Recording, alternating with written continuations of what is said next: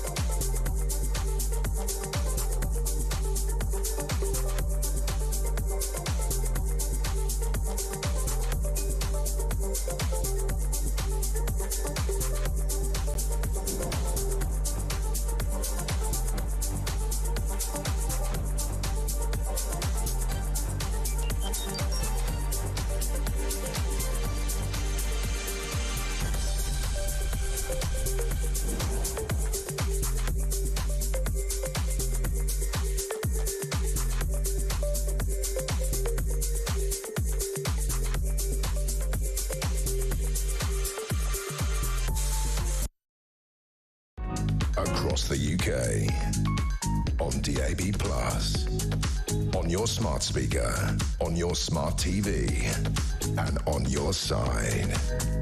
This is Talk.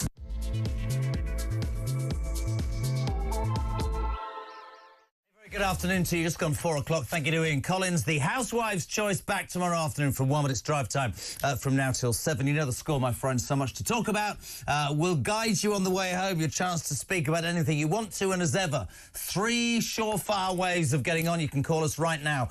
Mia in for Jodie, who went to Lapland because it was cheap after Christmas. Very bizarre. 0344 499 1000. 0344 499 1000 is the telephone number. You can ring WhatsApp. Apparently, I don't understand that, but you can get a voice note. That's apparently some technical thing you can do. Or you can text us 87222. Start your message with the word talk. The main news since we were off air last night, of course, is this incredible poll that showed that Reform UK now simply 1 percentage point behind Labour, according to this YouGov poll. Labour 25, Reform on 24, the Tories back in third. Many people have said for a long, long time, is this just going to be the Reform thing? People jumping up and down because they're hacked off with what the Tories did and the mistakes they made. I was very honest. I said I voted Tory all my life. And in the last election, I voted for Reform because I believe it's time for a party that speaks about true values, conservative values, put our country first, want to make it, you know, effective in terms of business and in terms of the things that we do socially and dealing with all the issues that we've got, like crumbling services, like immigration that's out of control. Many people, when Farage and Richard Tice kicked off reform, said, oh, these are the rantings of a right-wing rebel. No, they're not. 24% of the United Kingdom right now are right behind Reform UK. We'll talk about that in a tick with the Deputy Leader of Reform. We got the main man himself. Richard Tice will be here. Rachel from Accounts is not having a very good time. She went off to China, came back with about a £6 deal.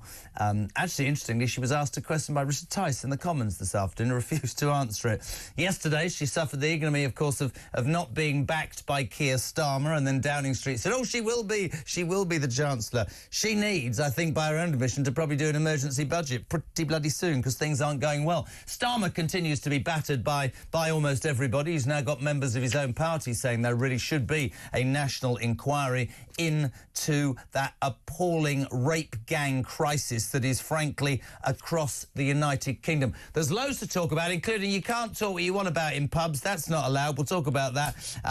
That's very important. But as I said, the main man is here. Deputy Leader of Reform and MP for Boston and Skegness, Richard Tice. A very good afternoon. How are you? Well, I'm a bit, I don't know really, Jeremy, because I'm tired of asking questions in the House of Commons of ministers and Secretary of States, perfectly reasonable and fair questions, and never getting an answer. Well, I think you need to wind your neck in, young man, because you've only been an MP for a matter of weeks, and you stood up and you simply said... 6 months. Well, 6 months. But, I mean, fancy asking the Chancellor of the Exchequer, when does she think the British economy will start growing again? You can't just throw stuff around like this. Why would the Chancellor know this, Richard Tice? Well, I think that's a very good question. I mean, we would have thought that Rachel from Accounts would know this sort of detail, or at least be able to give the tens of millions of interested citizens of the United Kingdom some form of idea. I mean, is it going to be this month? Is it going to be 6 months' time? What's quite clear is that everybody I talk to, people are extremely concerned that the economy is falling. The last 2 months of data that we've got, which is September and October, shows that it's falling. The next data's out on Thursday.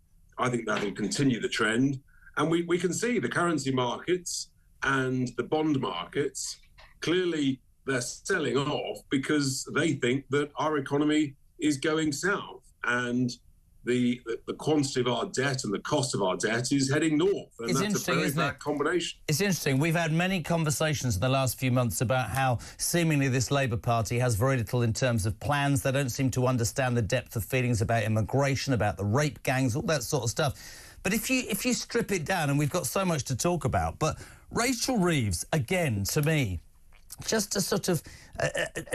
I'm not even talking about her talent or her inability. I don't know about that. There's just nothing that sort of inspires me to believe that this woman can help this country turn a corner. I mean, yesterday, Starmer appointed a former Treasury aide as another blow. He refused to back her.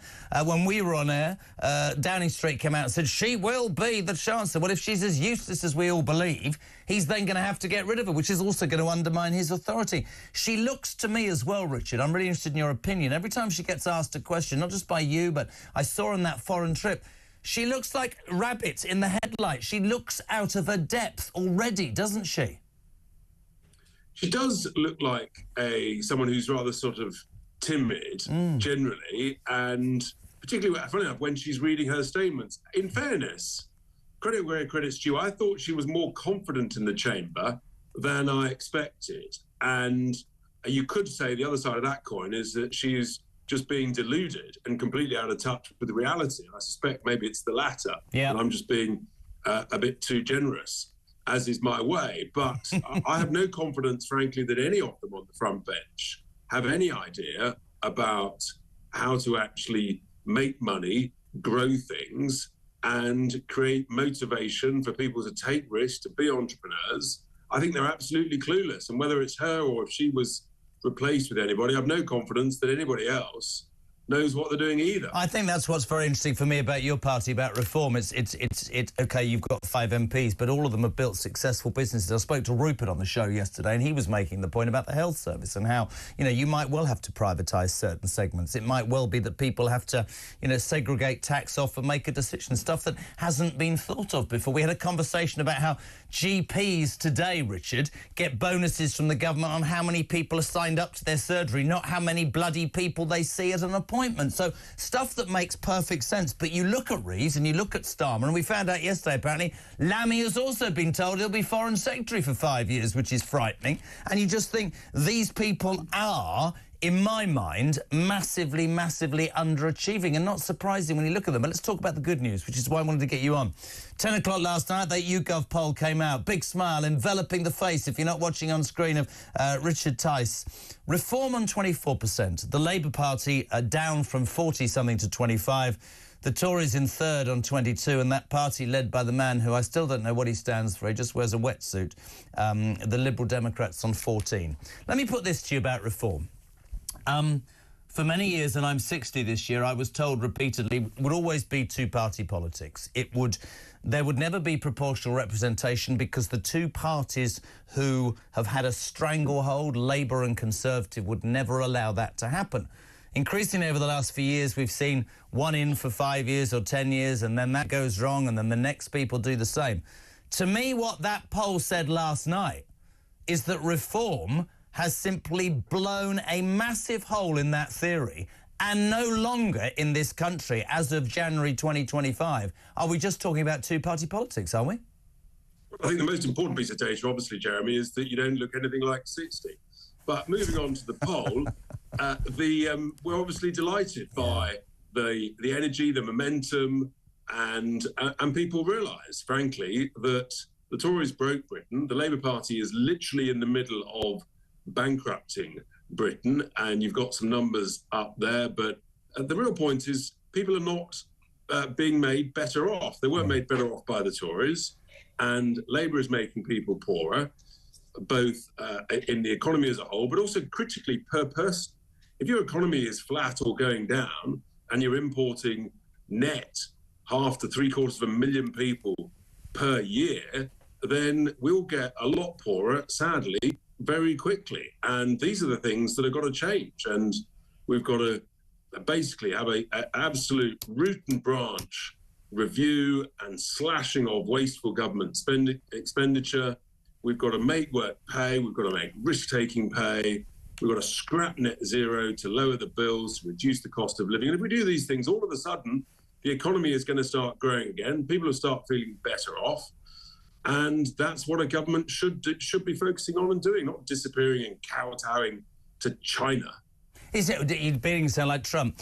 Can I just ask you, is it true, by the way, what I heard today, that Sir Keir Starmer has not been invited to the inauguration of Donald Trump next Thursday? Is that right?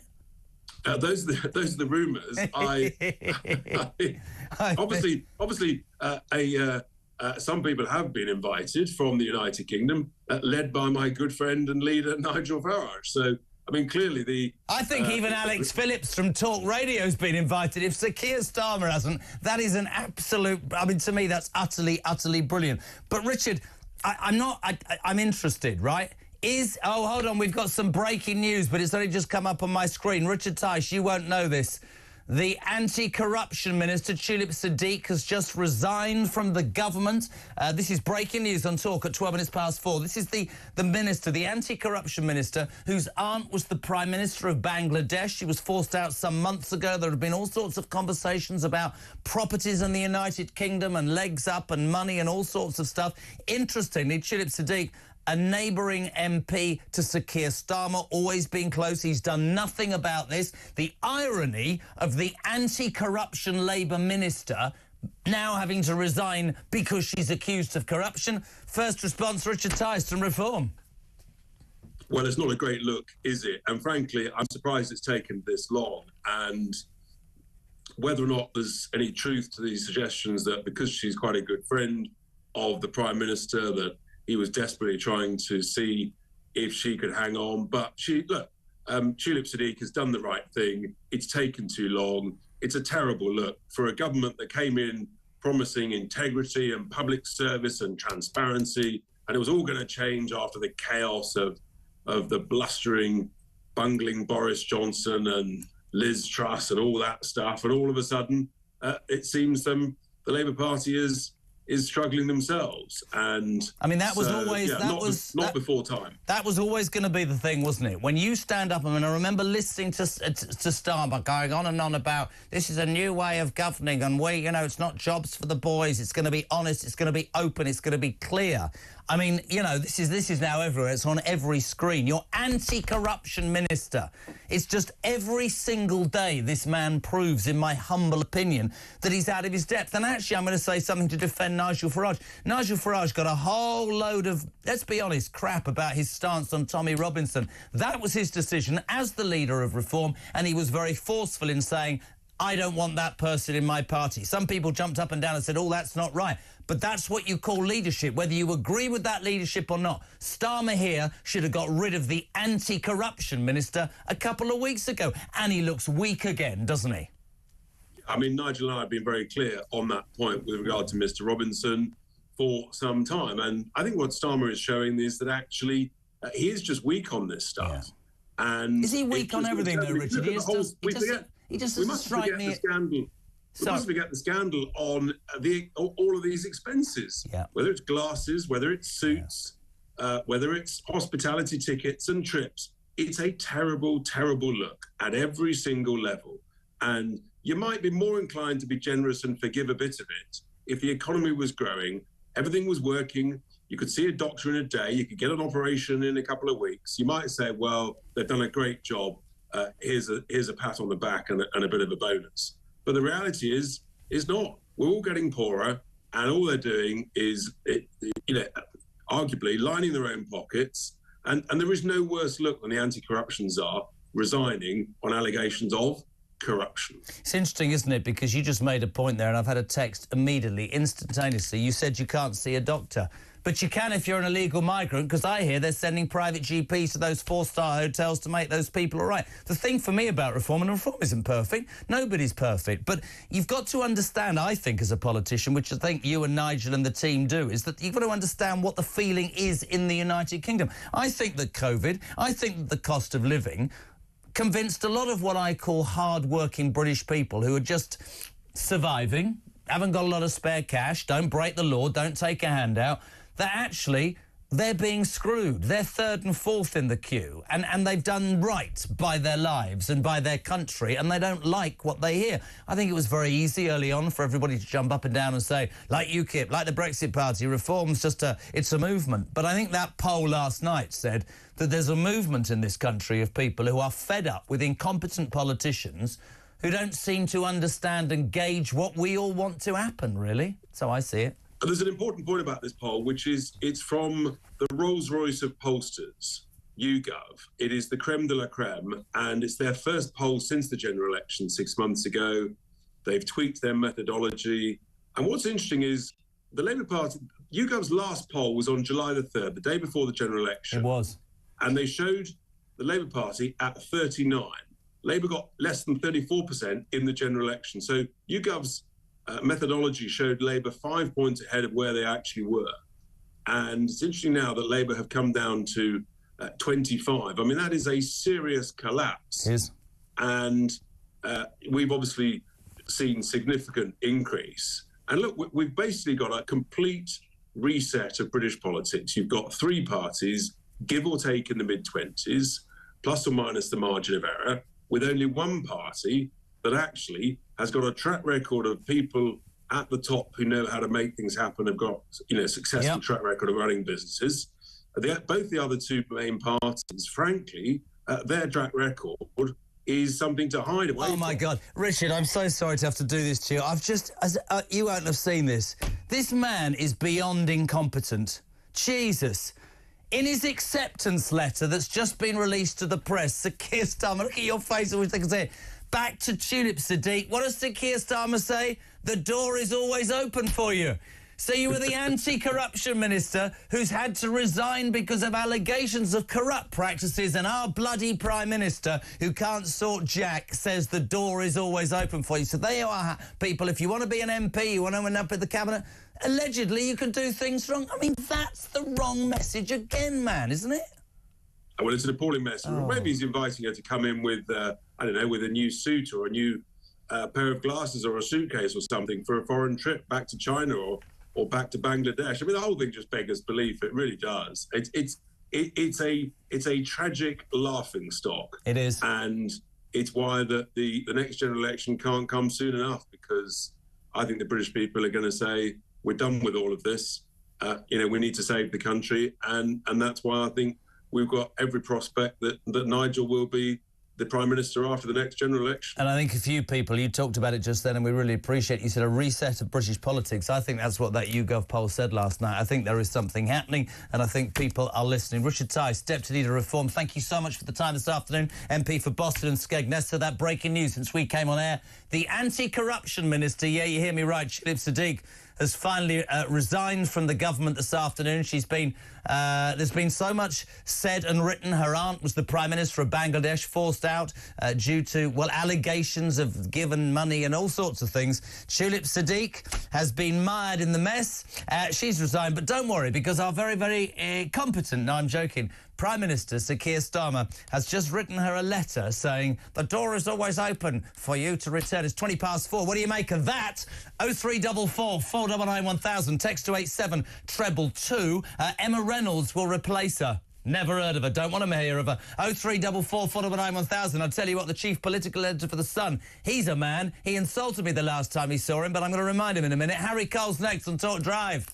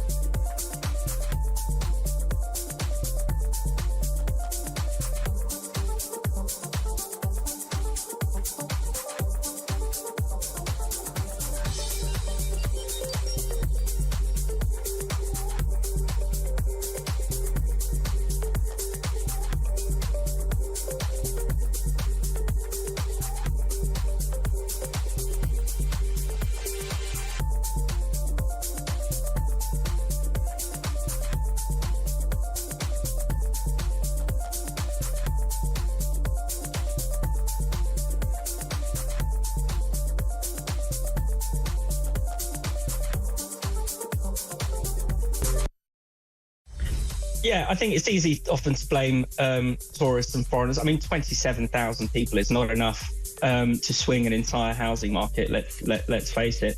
I do worry that there are often these protests against over-tourism in Spain. We've seen them in Barcelona. We saw them in the Canary Islands last year. There is a bit of a danger where, are they cutting off the nose to spite the face a little bit? Spain is going to overtake soon France as the world's #1 tourist destination. Tourists bring in money.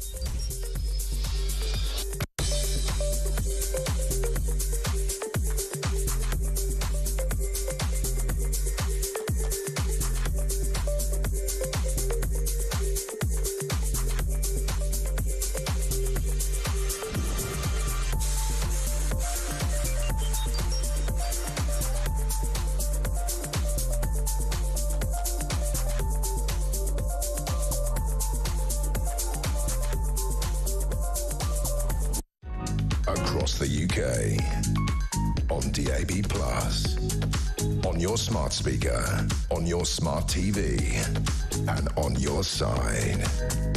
This is Talk. Welcome back, 4:23. We're live across the UK. This is Talk Drive on the home of free speech and common sense. JK till 7, that breaking news. Tulip Siddiq. Yes, I'm not wrong to tell you. Tulip Siddiq used to be the anti-corruption minister. She's resigned minutes ago because she's apparently allegedly under criminal investigation for corruption in Bangladesh, where her aunt was the Prime Minister. We're joined by, well, the main man, the political editor for The Sun, who's taking part in Dry January and looks fantastic for it. How are you, son? I'll take that. 2 weeks and counting. 14 days today. Is it difficult, Harry Cole? Yeah, it's bloody awful, isn't it? It's awful. You don't live longer, it just feels longer. Yes. I mean, I was ill over Christmas, didn't have a drink. Now I'm going to drink like a fish. Tulip Siddiq. Yeah, I mean, the writing, I think, has been on the wall for a couple of days now. Each day that Keir Starmer allowed his sort of neighbour, friend, close pal, more and more time, more and more things came out. And this morning it was revealed from Bangladesh, which is now under criminal investigation over a land dispute her aunt was obviously ousted as the sort of, depending on which paper you read, the despot of Bangladesh or a sort of political coup. But look, I mean, she says, look, I was cleared and I've become a distraction, that's why I'm going. Actually, you drill down into the letter, the investigation by the Prime Minister's ethics advisor. She said, I referred myself. Yeah, she was told. Very honourable, yeah. She was told to refer herself or get out. Yeah. He's come back. Laurie Magnus is this chap. He's got a glorious name. He sounds like something out of a sort of P.G. Wodehouse novel. I love her. You always love officials called Laurie. A name you only ever hear in the Foreign Office. It's one of those words. It's a name that can be male or female. Yeah, but he said, look, basically, she should have been, given she was the anti-corruption minister and a Treasury minister, she should have been probably more aware of issues arising around conflicts of interest and close family associations. It's a very unusual case, but she should have been more aware of it. And he said, I would not advise that this shortcoming would be taken as a breach of the Ministerial Code, the rule book. But he says, and this is the killer line, but you will want to consider her ongoing responsibilities in light of this, which he basically said, get rid of her. You make the point, friend of Starmer's, neighbour of Starmer's. He, again, proving himself to be quite possibly the most incompetent git I've ever known. Says the door is always open to you. That's what they kind of say. But not to an anti-corruption minister. It's just been done for corruption, allegedly. She won't be coming back in that job. Look, I mean, if you compare and contrast to the letter he sent Louise Haigh, the Transport Secretary, had to resign, and when she turns out she'd been on the fiddle with a mobile phone and she hadn't quite declared that. He sent a very, very tetchy, angry 2-line letter that said, thank you for your service, now get out. Oh, basically. Really? And this one's a lot more warm. It depends. If you're an ally of the PM, if you're mates with the PM, he's not the first Prime Minister to have done this. You basically get a sort of... I was going to say something rude then. You get a pat on the back, should we say, on the way out the door. But like, pretty embarrassing. Again, in those heady days of July, when they came in, I mean, everyone raised eyebrows at the time. And then, that's really a disaster. And this isn't some... Can I ask you a question? This isn't some right-wing sort of like tabloid... It was the FT that was doing the guidance. This is your job, right? This is what I don't understand. If I'd spent 5 years in opposition waiting for my destiny to be Prime Minister, I would have thought that I would have had people around me who would have done the maths or done the investigations or known that the person I was making corruption minister wasn't going to be in corruption, that the person I was making transport minister hadn't conned an insurance company. I know it goes back to another old character. Sue Gray was meant to be the expert that had been planning all this time for government. She was the one doing junior ministerial appointments. She was the one sitting with the blackboard. She was meant to have been the sort of government, formerly the government's ethics czar.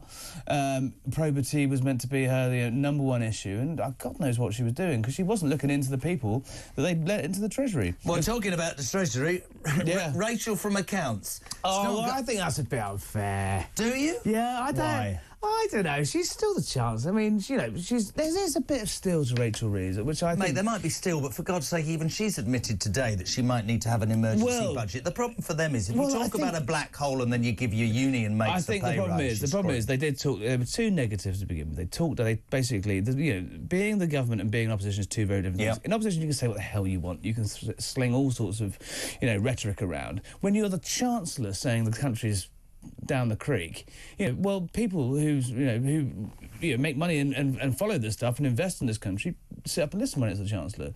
So I think they slightly overcooked it, massively overcooked it in the early days, plus the £40 billion of tax rises. Now, what's becoming increasingly clear, I think, is that there's a credibility gap. JP Morgan are out saying, look, frankly, the bond markets don't believe what the Chancellor is saying. That is toxic. So they're going to That's have like Liz Truss, at some point they're going to have to actually stop talking out the side of their mouths, stop saying yeah, we're very serious, and actually do something. And that has to be cuts. Yep. The bond market wants to see some actual spine. When the Labour Party say we're going to cut 3 or 4 billion off the welfare bill, everyone goes, no, you're not. Because they've spent years and years and years saying evil Tory cuts, taking away benefits. They've spent years and years and years lecturing about austerity. So now when they're saying it, everyone's going, well, have you actually got the spine for this? Have you got the political... Views easy from the cheap seats, isn't it? They've got the majority to do it. They can lose 100 MPs on a vote on this stuff and still be able to push it through. So I think what they need to see is actual action. And there was a white paper before Christmas, or just before Christmas, about reforming the benefits. It was bilged. There was nothing in it. It was a laughing stock. So I think it won't be called an emergency budget. It won't be framed as that. But I do think they're going to have to put some actual tangible cuts on the table if they want to restore confidence in the markets. There's been a slow burn since October. It didn't happen immediately like Liz Truss. It didn't go whoop and just drop off immediately, but the frog has been boiled in the pan, so to speak. I love the frog has been boiled in the pan. You don't hear that expression enough. No, you don't. You should have, especially if you're French. Can he, on a serious note, before we talk about the main news story, which is reform, this man is, to many, led by your paper, is viewed as a complete and utter imbecile. Not a day goes by. Today, my corruption minister, you can come back. Yesterday, he didn't back Rachel Reeves, and then while we were on air, Downing Street came out and said she will be the Prime Minister. Apparently, they're reporting today that he's also told David Lammy, the world's worst ever foreign secretary. That was last. I mean, the problem is it's a slight political naivety in the fact that they should never have confirmed Lammy would be... That was before Christmas as well, when there was all sort of speculation that he was going to get the bullet. How poor is he? I mean, well, the Chagos deal tomorrow, which sounds like it's coming tomorrow, that's going to be a very rough ride for the Foreign Office if it's true that they are really giving £9 billion to Mauritius to take away territory that... They are Mauritius. There's $9 billion, but to take away we're going to freeze our pensioners to death. There's speculation that it was meant to be a 99-year lease on the naval base, and now it's going to be 49 years. So screw the pensioners, screw the farmers. I think there'll be some shouting about that. There is going to be loads. You are a political, I'm going to say, animal, OK? You are... I'm not going to guess your age, but I guess in your lifetime, this is all about me being 60. I was always told, as I said to Richard Tice just then, that this was a two-party system, that PR would never happen, proportional representation, the two main parties would never change. We saw the Liberal Democrats sort of come and go, get on into 71 coalition. now. Last night, that YouGov poll, I think, points to a reset in British politics. Well, this is what... Massive importance.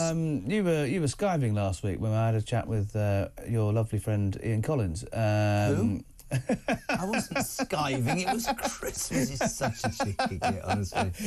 Which is, again, like, which is what Keir Starmer has... He's realised the problems. He's identified the issue, which is basically he's going to be fighting a what he would see as a right-wing populist force at the next election. Be it the Tories shift massively to the right. And look at Kemi Badenoch's language this morning, talking about peasant cultures and stuff. That could have, that would make Nigel Farage blush on a good day. I suspect some of that. The entire Tory party is unrecognisable in terms of where they were even 10 years ago, even 5 years ago, I'd say. So look, everything's shifting to the right. Is it going to be reform, maybe, or is it going to be a sort of, someone in Kemi or perhaps someone else in the Tory party who takes on that sort of reform mantle? But what is clear is the sort of what the political nerds, the scientists call the Overton window, which is essentially what is considered the acceptable space of political debate has shifted massively to the right. And Starmer knows that with the smash the gangs and getting tough on illegal immigration, and that's why he wouldn't talk about tax cuts, tax rises before the elections. He knows that people want low taxes, efficient public services, lower immigration, and culture wars. They've had enough of it. So the whole window is shifted, and we're seeing that in the fact reform. You add up reform of the Tories, that's a right-wing government in this country, and it was whether we're looking at Keir Starmer being almost a blip in the cultural shift across the West. It happening in America, across with the Trump. world. Yeah, we're the only country that's gone left. Australia, the Labour government are in trouble. Canada will go right wing as soon as there's an election, which is due, I think, before the autumn. October. Canada will go. France, look at France. I'm not sure we want to go that far, but even Germany, the socialist government, the socialist chancellor with his Rainbow Coalition, completely up the creek. So weirdly, Britain is kind of an outlier this year, and I think that's because the Tories cocked up so badly after 40 Agreed. years that actually they shifted to the left, but no one else is. And so is Keir Starmer just a blip in a wider shift? And that poll suggests it is. And whether Farage and the Tories that do some form of deal or a non-aggression pact, or, as you know, Boris Johnson would argue, you know, you don't need to do that, you just need to sort of own the space, which is what he tried to do in 2019, and it worked. But, you know... But he had to have a deal. He had to have a deal from I mean, well, the weird thing about that deal in 2019, though, the reform the Tories did under the table, was essentially the reform backed off in Tory-held seats. Now, actually... sorry, the Brexit Party backed off in Tory-held... Actually, where Reform are doing incredibly well is in the what would be traditional Labour areas, the northern heartlands, the forgotten coastal parts of Britain. And actually, you know, the Tories are still just about holding up in some of the shires. Lib Dems ate into them massively in some of the more affluent countryside around the country. But where Reform are doing brilliantly is in Labour seats. They are second to Labour in about 80, I think it's about 81 seats across the country. Now, that's a massive problem for Labour and for the Tory party. This alignment is clearly happening before our eyes, and you know there is a chance, and if that role was repeated, and it could only get worse, could get worse for Kemi Badenoch, is as the Tories get squeezed into the teens, then you're essentially saying, well, actually, it's the Tories that are splitting the right-wing vote, absolutely, and they should, you know, they should tuck in behind. And I'll make a suggestion to you. I suspect there's a gentleman called James Cleverly and others like him who will sit very quietly for 2 years because I think she. I'm not even going to criticise her. People will say she's not up to it, she's not experienced enough.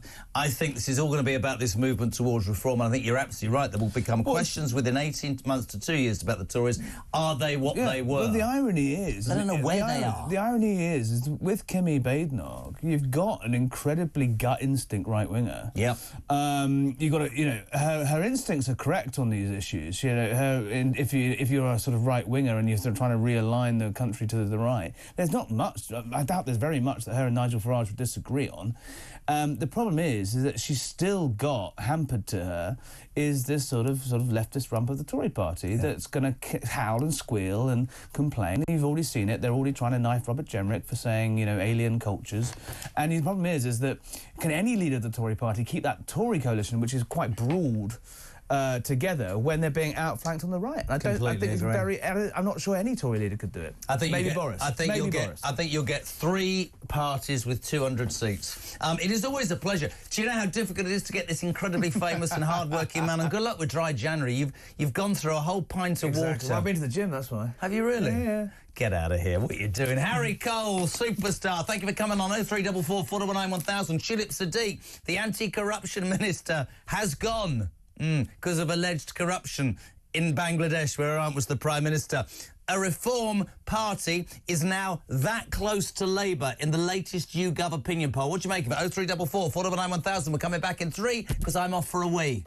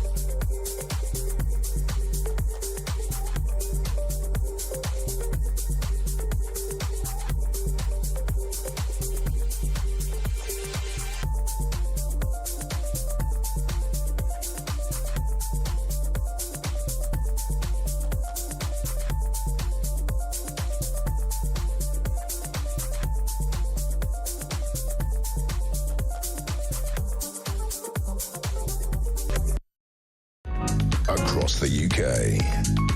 On DAB+, on your smart speaker, on your smart TV, and on your side. This is Talk.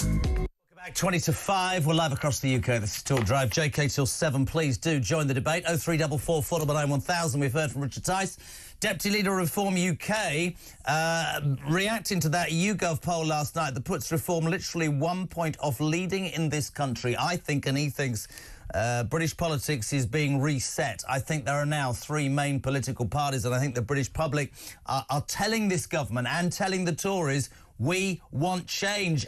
This hour, whilst we've been on air, the anti-corruption minister, Tulip Siddiq, has had to resign because she's under criminal investigation in Bangladesh, where her mother was the Prime Minister, her aunt was the Prime Minister, for corruption. Delighted to be joined. I love having this lady on. It's such, honestly. Deputy Commentator of The Telegraph, Poppy Coburn. Good afternoon. How are you? Hello. It's good news. Someone at work told me that Siddiq had stood down. I got really excited because I thought it was Siddiq Khan. But this will still do for me. Can you not be disrespectful? It is Sir Siddiq. What the hell's that? There's so much. Of course. The Knight of the Realm. Yeah, Knight of the... Anyway, first of all, so much to talk about. We're going to make it really quick. Just very, very, very quickly, Tulip Siddiq, the anti-corruption minister, friend of Keir Starmer, who's now facing criminal charges in Bangladesh, where her aunt was the Prime Minister, has resigned. But so unswitched on is our Prime Minister, the useless git. In his letter, he says the door is always open. He didn't say it like that. He goes, the door is always open for you to return. He just doesn't understand, does he? He just doesn't grasp what people are thinking, I think. Well, that's not even true, because he does understand. He should know much better, because he campaigned on this. He campaigned on saying, my government will be white of the white, it will be clean of the clean. Look at the corrupt Tories, look at all the foreign money that they're taking in their government. The Labour will be different. Well, they haven't even been in power for a year yet. They've got a scandal like this. I mean, in my opinion, Tulip Siddiq shouldn't have been allowed to become an MP, having that close a relationship to a foreign power, a hostile, authoritarian foreign power. How on earth she became a minister, I have no idea. Well, clearly her connection to Keir Starmer is a close personal friend of his. That he let this go on for so long is genuinely embarrassing to the UK government. It is humiliating for the UK government. And I'm glad she's gone, but too late. I mean, you have in the first 6 months, we've talked about this appalling sort of government that screwed pensioners and upset the farming community, has destroyed growth with a budget that says if you've got a small business, we're gonna destroy your chances of being successful. They've given their union mates money. We're financially screwed. And then you look at, I don't know who picked these people. We have a transport secretary, as Harry was just saying, who had to resign for lying and potentially stealing from an insurance company, and an anti-corruption minister who's been done for corruption. Does he not sit somewhere and think, I had 4 or 5 years to prepare? This is such a bad job I'm doing. Appalling. Also, it's not hidden. This is not like a deep secret that has been investigated by this fantastic journalistic work. We all know she had this relationship. Of course, Keir Starmer knew that she had a relationship with the Awami League because he'd met with some of them. It's just another example of these people who get so high and mighty and tell us that we don't know what we're talking about, and that they're different from the last lot, proving that, no, they're not any different. In fact, they're probably worse.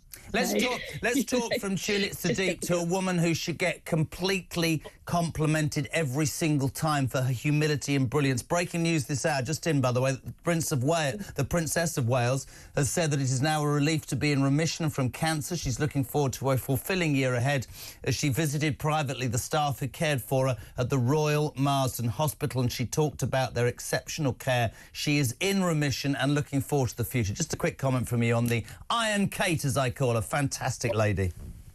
She's just, it's such a cliche, but she hasn't put a foot wrong. I mean, just the whole treatment of her earlier in the year when all these American people were doing these conspiracy theories about where she disappeared to, and she's so brave coming out, putting that video, her and the children. I don't know, it's just fantastic news.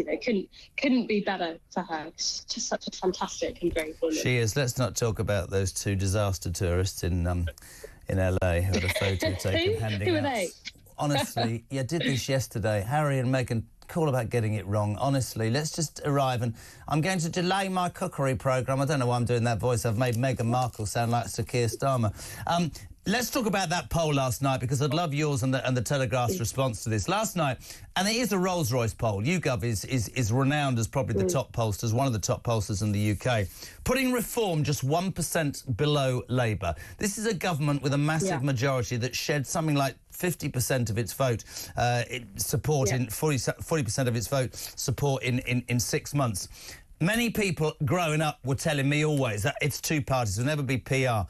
Do you agree with us that really last night pinpointed that there is a reset in British politics, and we now do seriously have three political parties with nous and with the ability to form the next government? Yeah, well, look, we've now got three parties who are polling around 20% in the polls. And that is basically unprecedented. You know, we haven't seen a situation like that for nearly 100 years. And I think it proves two things. One, the British electorate are more looking forward to trying new parties than they ever have before. The idea of party loyalty is totally dead. You know, Labour win this massive landslide, couple of months, completely gone. And second of all, people who think that the Conservative Party is bound to bounce back just because they're such an old party, just because they have such a favourable reputation, well, I wouldn't bet on it. I wouldn't bet on it at all. I think this is catastrophic for the Conservative Party, that despite the fact they've got a new leader, they still haven't put out any new policies. You know, I'm not really sure what Kemi Badenoch is playing at. If you are polling now as the third largest party in the UK, I would be extremely worried at this point. But you know, good job to Reform. They worked really, really hard to get this result. And I think it's probably, they're going to be sticking around for quite a bit longer. But I don't want to be the muggins that makes predictions about UK politics anymore. I think Starmer will be... I think that Nigel Farage will be the next Prime Minister. I'll stick my neck on the line. 5:15. I have to get your comments on this. I know you're a busy lady, because this sends me through the stratosphere. I've done the serious stuff. I've talked about Tulip bleeding Siddiq. I've talked about the rape gangs last week. I've talked about the Reform poll and all that. Let's talk about this. Pubs could ban customers from speaking about contentious beliefs such as religious views or transgender views for fears of falling foul of Labour's workers' rights reform. So we're now not going to be able to go to the pub and have a cigarette. But when we're at the pub, I don't know if we can still buy a bleeding drink. We're not allowed to say, I have an issue with the fact that there are not just male and female toilets or whatever. I can't say that because I could be under this idiot, I could be arrested. What is happening to free speech, Poppy? It's ludicrous. Isn't it funny? Well, it just makes me think, you know, when I go and buy a pint and the person at the bar tells me it's £8, I actually quite want to use some colourful language at the time. So I just think it's hilarious. You know, what better way to destroy the pub sector than say, yeah, as you said, not only you can't have a cheeky fag in the garden, you're going to be spending half a pay packet on getting a few drinks for your friends, and also you better shut up just in case you say something that will get you arrested. That's modern Britain, isn't it? It's beautiful. But I mean, we're supposed to be the bastions of free speech, of liberty, of all that. I mean, and of drinking. We're not allowed to do anything in the end. No. Honestly, and it was quite interesting what Harry said. Final question, actually.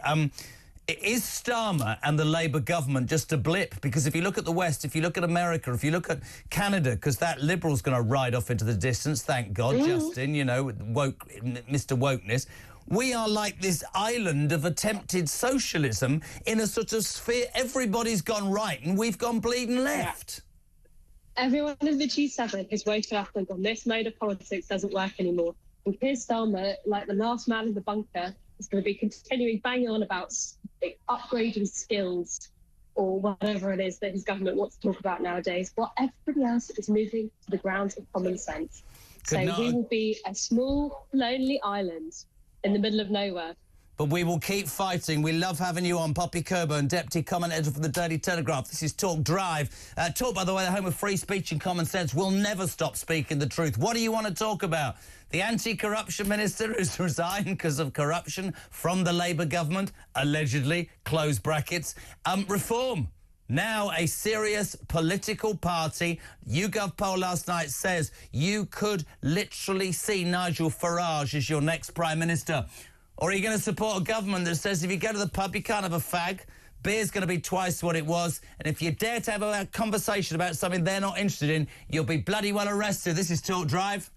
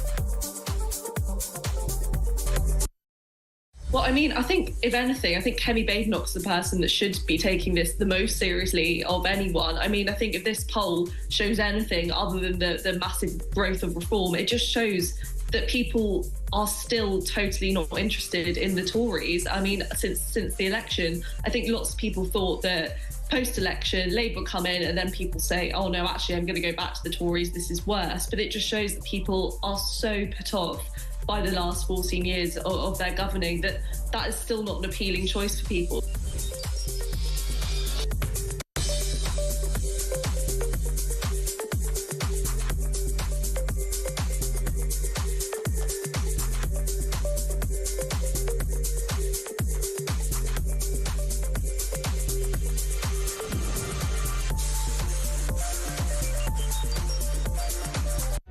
Across the UK, on DAB+, on your smart speaker, on your smart TV, and on your side. This is Talk. 10 to 5, Talk Drive for Tuesday afternoon, JK till 7 afternoon, Jez. What is it with this bloody government? Everything screams arrogance. They just don't seem to notice the things that's so obviously wrong with our country. They just keep their blinkers on, pretending everything is going to plan, rushing unimportant things through that are not a priority. Reform UK are coming to get them, says Zoe in Lancashire. Chloe, a very good afternoon to you. Honestly, I couldn't make it up. Anti-corruption Minister Tulip has wilted. I like what you did there and resigned for corruption. This is an important point. She says, remember the fuss over Boris having a piece of cake in his workplace where he also lived? Labour are hypocrites. They need to be taken down. Dean's in Oxford. Afternoon, Dean. I think this is the first in line, Jez, of resignations or sackings by the bucket load. I'm tempted to pop down the bookies and have a tenner on the lettuce being next. Honestly, Rachel from Account is being called a lettuce already. Steve's in Cambridge. Jezza, please, Lammy next. The door will be open for him till he has to be. Honestly, he's the one who said the climate crisis is worse than any war that's going on in the world. That's your Foreign Secretary, idiot. Simon's in Devon. Yes, reform of the third force of British politics, but I have to say the civil service is certainly the fourth. Reform will have to tackle the blob in order to enact any radical politics. Would love to know Nigel Farage's plan to deal with that. And finally, Mark in Bridgend. I'm scratching my head, he says. Actually, he says, I'm scratching my head, Jess, he says, because I'm from Wales, wondering who the 25% are that are still willing to vote for Labour.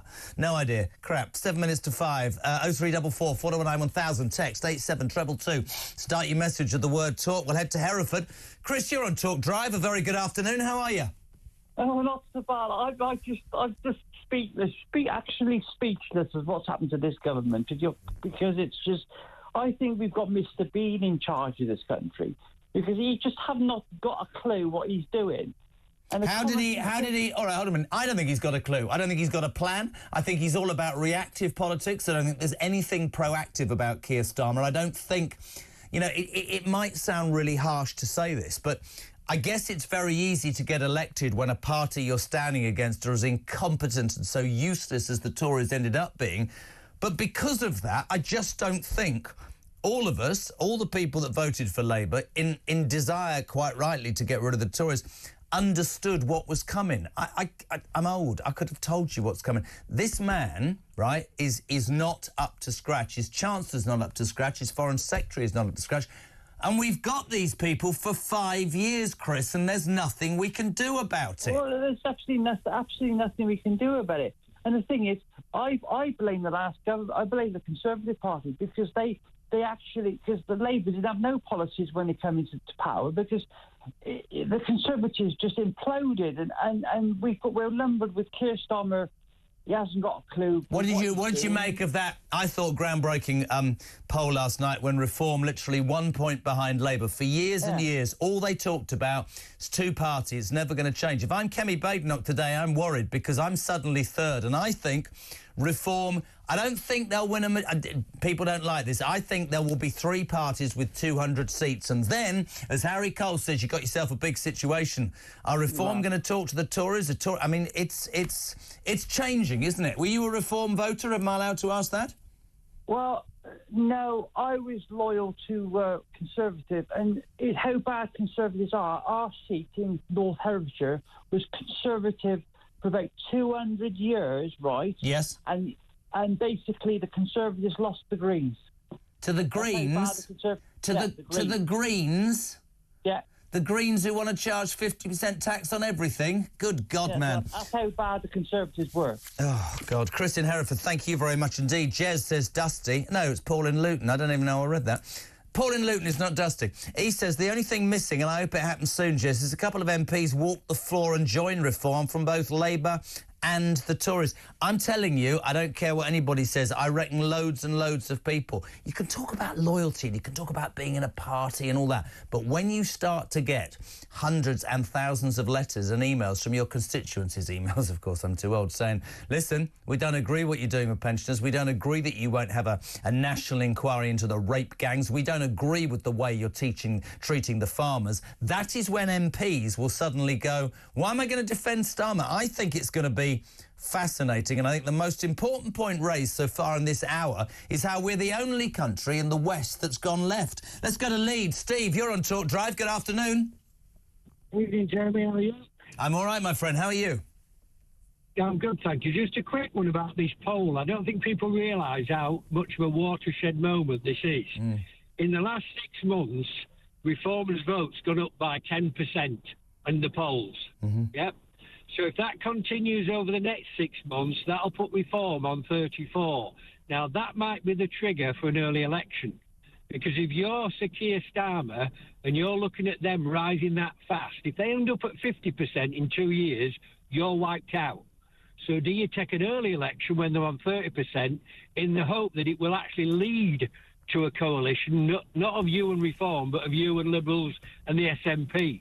Bear in mind, it's all about saving your own neck when you're a politician. He can't afford for Reform to get beyond 40%, which by the looks of things they might do in the next 18 months. Then what does he do? Does he wait another 2 years? It's really interesting for me. Listen, this station makes no apology for the fact that it's about free speech. It's to the right of centre. But actually, what really annoyed me when the whole reform thing started, Steve, was that Labour and the Tories would both go, oh, Farage and Tice, they're far right. No, they're not. They're talking about the things that I was brought up believing were important. Strong military, I say every day. Knife crime doesn't happen because we have policemen and women on the streets. We've got low taxation. This bunch that are in power right now will only end up doing one thing, and that is they will bankrupt this country. It happened in the 70s, it'll happen now, and I suspect for 20, 30 years they'll never come back. But I'm with you. I think it was a reset in British politics last night. I think that Reform, as they get themselves together, obviously with the chairman, with Nick Candy, the billionaire treasurer, forget Musk a minute. The party's got time to create a structure and form that will work. Local council elections will be very interesting in May. I don't think Keir Starmer I don't think he stands a chance in the next election. I think he was a goner when he did what he did to the pensioners and the farmers. But for me, the interesting thing will be whether the British people have literally had enough of the up and down failure of the last however many years, and whether they give somebody else a chance. It'll be very interesting. Really appreciate your call, Steve in Leeds. What a first hour. We discovered this hour that Tulip Siddiq, the government's anti-corruption minister, yeah, you heard me right, the anti-corruption minister, has stepped down because she's been accused of corruption in Bangladesh, where her aunt was ousted as Prime Minister. We spoke to Richard Tice, Deputy Leader of Reform, as they, in a YouGov poll last night, were just literally a point behind the sitting government. We believe this is a reset in British politics. We also found out that if you go to the pub, you can't smoke in the garden. A pint will be twice what it was. And if you dare to have a conversation about anything that somebody else doesn't like, you'll potentially be arrested. What do you want to talk about between now and 7 on Talk Drive, my friends? 0344 419 1000 is the telephone number. You can text to 87222. Start your message with the word talk. We will head to the news at 5. That is next on Talk Drive.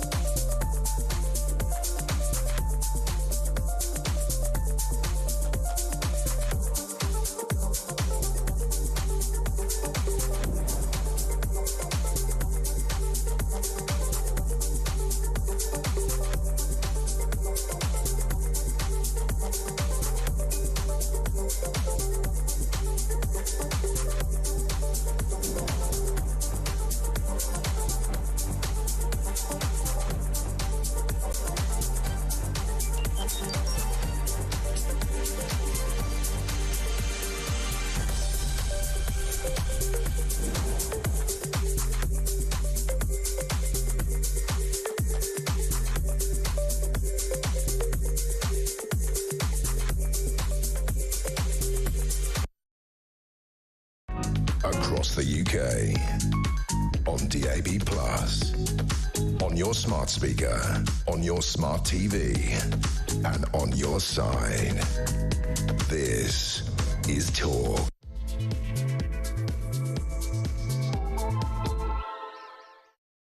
Just gone 5 o'clock, hour 2 of Drive for Tuesday, JK till 7. Thank you so much indeed for tuning in. Another busy first hour. Just as ever, if you want to be part of the show, 0344 499 1000 is our telephone number. You can text to 87222. Start your message with the word talk.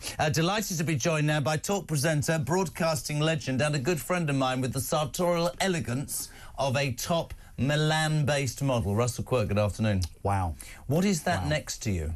This is Rachel Reeves. Could you lift it up to the camera? Because he's brought with him a lettuce, which is in itself quite amusing. Shall I tell you why? Should we be popping out for another lettuce? Martin says, is it too early for the Reeves versus lettuce contest? No. That came straight in, not? No. So famously, of course, it was said that Liz Truss wouldn't outlast a lettuce. No. And now it's been said, it's actually on the front page of the Daily Star today, that, well... Not that we're advocating you read that tripe. No, but Rachel Reeves might befall a similar fate, I suspect, particularly now, as Keir Starmer has said just yesterday. I have every faith and confidence in her, which we all know from football. That means it's the end, right? It's just a question of how long. Interestingly, he said that, and he refused to sort of discuss it, and then straight away on this show was the news that Downing Street had come out and said, I don't know why I'm doing a Downing Street accent of him, she will be the Chancellor for the next 5 years. So if he wants to sack her because she's completely flipping incompetent. Interestingly, what they actually said was she will be the Chancellor until the next election. So I thought, oh, good news. Maybe there's going to be an election soon. You're full of it. So much to talk about. 03, join me and Russ, by the way. If you want to make a call now, we'll get you on 0344 499 1000. Can I start, before we get political, with some fantastic news? The Princess of Wales was pictured arriving at the Royal Marsden Cancer Hospital today to thank staff personally for her exceptional treatment, and she has admitted that it is a relief to now be in remission from cancer. She's looking forward to a fulfilling year. In a sea of misery and just everything, not just across the world, but in this country, and I will have this argument with anybody, I think this woman is the most exceptional beacon. I think she will save the monarchy. I think she tells us everything we need to know that's wrong with Meghan Markle and Harry, and I think she's one of the greatest things to happen to this country. Just want to say it. Sorry. I totally agree. I think she is wonderful, superb. She's, yes, she lifts us at the right time. Unfortunately, though, of course, although I am a royalist, I'm a big supporter of the royal family, the number of people within the royal family, of course, that can mirror what she does is fast diminishing. But it pleases me that she and William are the next in line, because I believe they will make the difference. We'll talk to Robert Jobson, the royal editor, very soon, but great news that Princess of Wales Catherine, Iron Kate as I call her, is cancer-free. So we started the show, we talked about the reform poll last night, but then we got the breaking news that the anti-corruption minister, yes, hear me correctly, my friends, on Drive at 5:05, the anti-corruption minister, Tulip Siddiq, has resigned this afternoon after days of being pressured by the press, because it transpires that her aunt was the Prime Minister of Bangladesh, who was forced out because of allegation considerations. And Tulip Siddiq, we discovered this morning, is under investigation for corruption of resources in Bangladesh. You couldn't bloody make it up, could you? Yes, so this is the allegation that that particular regime in Bangladesh has had it away with £4 billion. Had it away, yeah. And that has been filtered to kind of, friends and family of that regime, which is now deposed. And somehow it appears that Tulip Siddiq, and I'm sure she's completely innocent of this, all complete coincidence, has ended up living in a succession of properties. £2 million properties in London, given or loaned to her. We have to, though, don't we, in the wake of Louise Haigh, who obviously had to resign because it turns out she's a convicted Was that the pink-haired the transport minister? She conned an insurance company. So that was only 3 or 4 weeks ago. So do we not now have to have a discussion nationally about Keir Starmer's judgment? So he puts in place someone to oversee and investigate corruption, someone that he probably knew was kind of under a cloud. They're great mates, by the way, neighbouring constituencies. Lots of pictures of them together, politically, of course. Not suggesting anything else for a second. But you would imagine that he would have realised that there was a kind of a hint, a whiff of something amiss with regard to her connections with the deposed Prime Minister of Bangladesh, the same as he obviously knew about Louise Haigh and her conviction for fraud. Who else? Who's next? We're going to find out that Yvette Cooper's done something? Well, just to give you an idea of how completely incompetent and a humble mind Sir Keir Starmer is, and I hate even calling him Sir, because then I have to think of Sadiq Khan, right? this is a man who wrote a letter, have you seen this letter? Accepting her resignation, said the door will always be open to you. Yeah. So you've just had to get rid of a woman. Well, you haven't got rid, she's resigned because you haven't got the balls to do it, because she's being accused of corruption. You're saying the door is open to you. What does that tell the British people? And insiders say as well that where she, a week ago, referred herself to the Parliamentary Standards Committee... because she was told to. It said, the Guido Fawkes website, for instance, said she was forced to. She said, no, I'm not going to. Because, of course, she knew that she got investigated, potentially, if she is guilty, that she would have been exposed. Well, clearly, I mean, look, there's more question of guilt now, I think, over Siddiq on the basis that she has resigned. I mean, if you were innocent, would you resign? Not at all. So I'll put it out there. First question for you this hour, 0344 499 1000. What about Keir Starmer's judgment? 7 months. He screwed the pensioners. He's destroyed the farming community. He said to any small business, you know what, I'm not going to support you at all. What I'm going to do is I'm going to make your life a misery. I'm going to give my mates in the unions pay rises. This country is suffering financially. And 2 of his picks in 22 weeks, well, 3 of his picks... Can I reintroduce the letters? Sorry, so he also knows, he knew, presumably, that Rachel Reeves, I can't believe I'm actually on talkTV, holding from accounts. Holding a letters. That he knew that she had faked her CV. I mean, not only did she do that, but she's admitted she did it. Keir Starmer would have known that she did it. So that's not 1, not 2, but 3. And we're only 6 months into this government. What's going to happen in 3 years' time, Jeremy? Is there going to be any of the front bench left? Absolutely not. Not in a million. 0344 499 1000. Last night, YouGov poll, the Rolls-Royce of polls, sending out this message, which is good news for you and I, that Reform UK, their support sitting just 1% behind the sitting government, the Labour government. Now, for me, there's a serious question to ask people that are listening and watching this afternoon. Does this finally mean a reset in British politics? We've talked about the two-party system for years. We've had the Liberal Democrats bleating on for 25, 30 years about how proportional representation should be the case because then you'd get a fair selection of people to justify who was voting in which ways. But no, because in the old days, north of Watford Gap, they all voted Labour and south they voted for the Tories. And so that was the way it was. I think this is a seminal moment for reform. I think this sends a really, really strong message, and I don't believe they'll win a majority, although you might disagree, but I think Nigel Farage and Richard Tice are really seriously onto something. I think it is pivotal. Let's not forget that this is a party that is only 4 years old. They're not only sitting only 1% below the Labour Party, the party of government, only 6 months in their honeymoon period, but they're, of course, above and over and above in terms of polling success, over and above the Conservatives. So that is, I mean, we should really just take a second to think about that, right? So you've got the Conservative Party, the oldest party on the planet that should therefore be credible, robust and so on, has been overtaken by really a kind of a small start-up of a party, only 4 years old. I think it is seminal. I think it is pivotal. I actually think what will happen, and of course now the chatter over the next 2 or 3 years, Jeremy, is going to be, well, if the right is divided, let's say it's 25-25, in terms of 25% for the Conservatives, 25% for Reform. Who leads? Because together they'll destroy Labour. But they will let Labour in through the back door, and then, I think as Julie was talking about on a show this morning that I tuned into, another 5 years of Keir Starmer after 2029. I don't think that can happen. Well, no, I think what has to happen, and I think what will happen, and this is up to now, the leadership of the Conservative Party, both at central office and Kemi Badenoch, if she lasts, I don't think she will, to the next election, and also Nigel Farage or whoever, to come together and do a deal. Now, I don't mean a merger. I don't mean that Reform becomes the Conservatives or the other way around. I think what happens is there will be a seat-by-seat conversation, and there will be some seats that Reform fight and some seats that the Conservatives fight. In that way, you end up with a coalition in 2029 of the right, and then you end up with probably a Conservative Prime Minister, Nigel Farage as Home Secretary. I'm going to disagree. I don't think either of them will do a deal with each other, and I think they will cut each other's throats. But a man who phoned up just before the news, and we want to hear from you, 0344 499 1000, said, and I quote, their vote's gone up 10% this year. In 3 years' time, you could be looking at Reform with a 40% share because they are doing nothing but growing. But for me, it's not a fad. It's not just, I don't look at it and go, oh, people are just hacked off. I think people want to hear and talk about immigration. I think they want to hear and talk about growth. I think they want to talk about crime and low taxation. I think that, and the other thing is, Russ, right? If you look, as we were saying with Harry, if you look at America and all of Europe and all of these... Everything's gone to the right, mate. We're like a beacon of misery in the middle of nowhere, aren't we? I don't want to sound like a pompous political academic here, because I'm really not. No, you're certainly not you're not an academic. I mean, you're pompous, but not academic. You old git. 2 GCSEs I'll have, you know. How many? Back in '84, 2. That was it. Is that all you got? That's all I got. Didn't go to uni. That's why I had to become an estate agent, Jeremy. That's what happened. I've got a joke for you. This is a lesson, by the way. If you fail your GCSEs, you end up having to become an estate agent. Why don't estate agents look out the window in the morning? So they've got something interesting to do in the afternoon. Yes.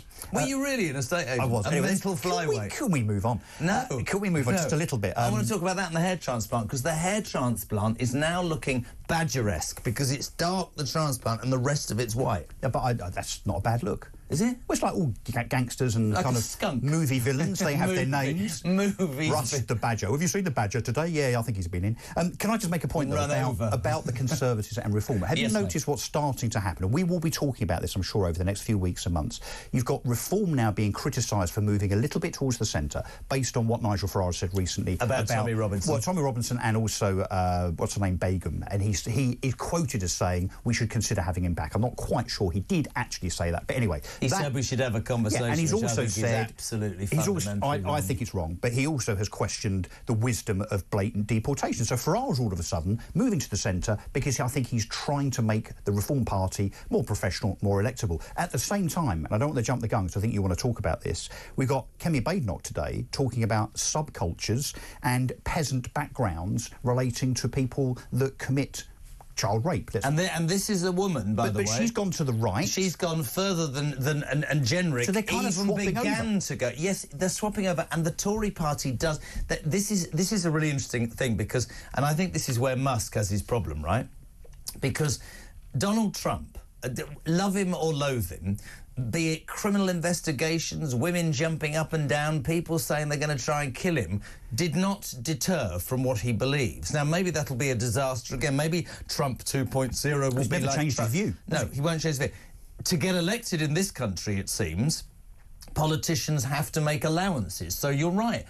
Suddenly is Farage talking about, you know, oh, Tommy Robinson not so good, and quite rightly, and then, you know, I think we should be having a discussion about Shamina Begum.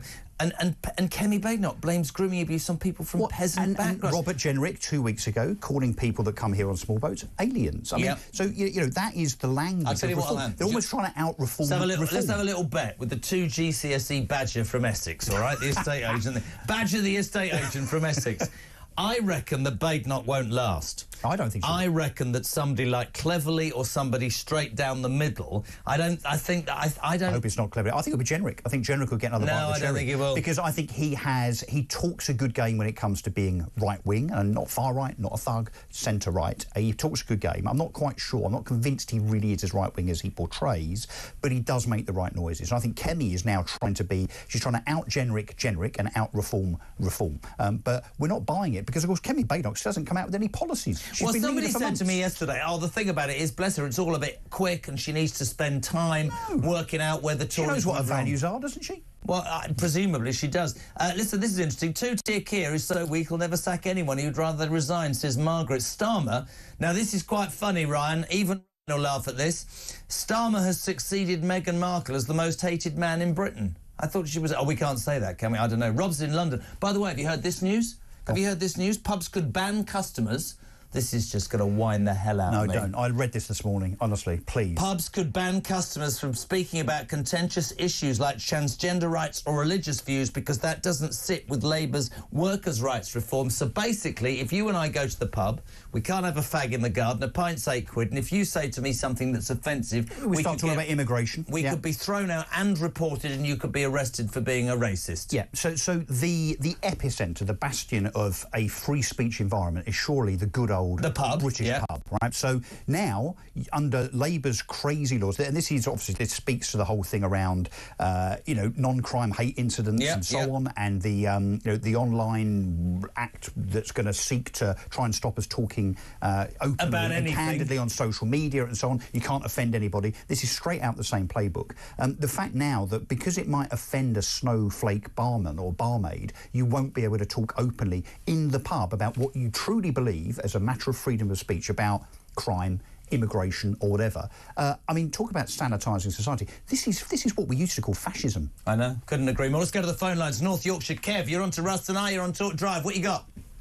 Thanks very much. Now, I was just wanting to respond to you to, the thought that there may have to be some sort of deal done with reform in the Conservative Party.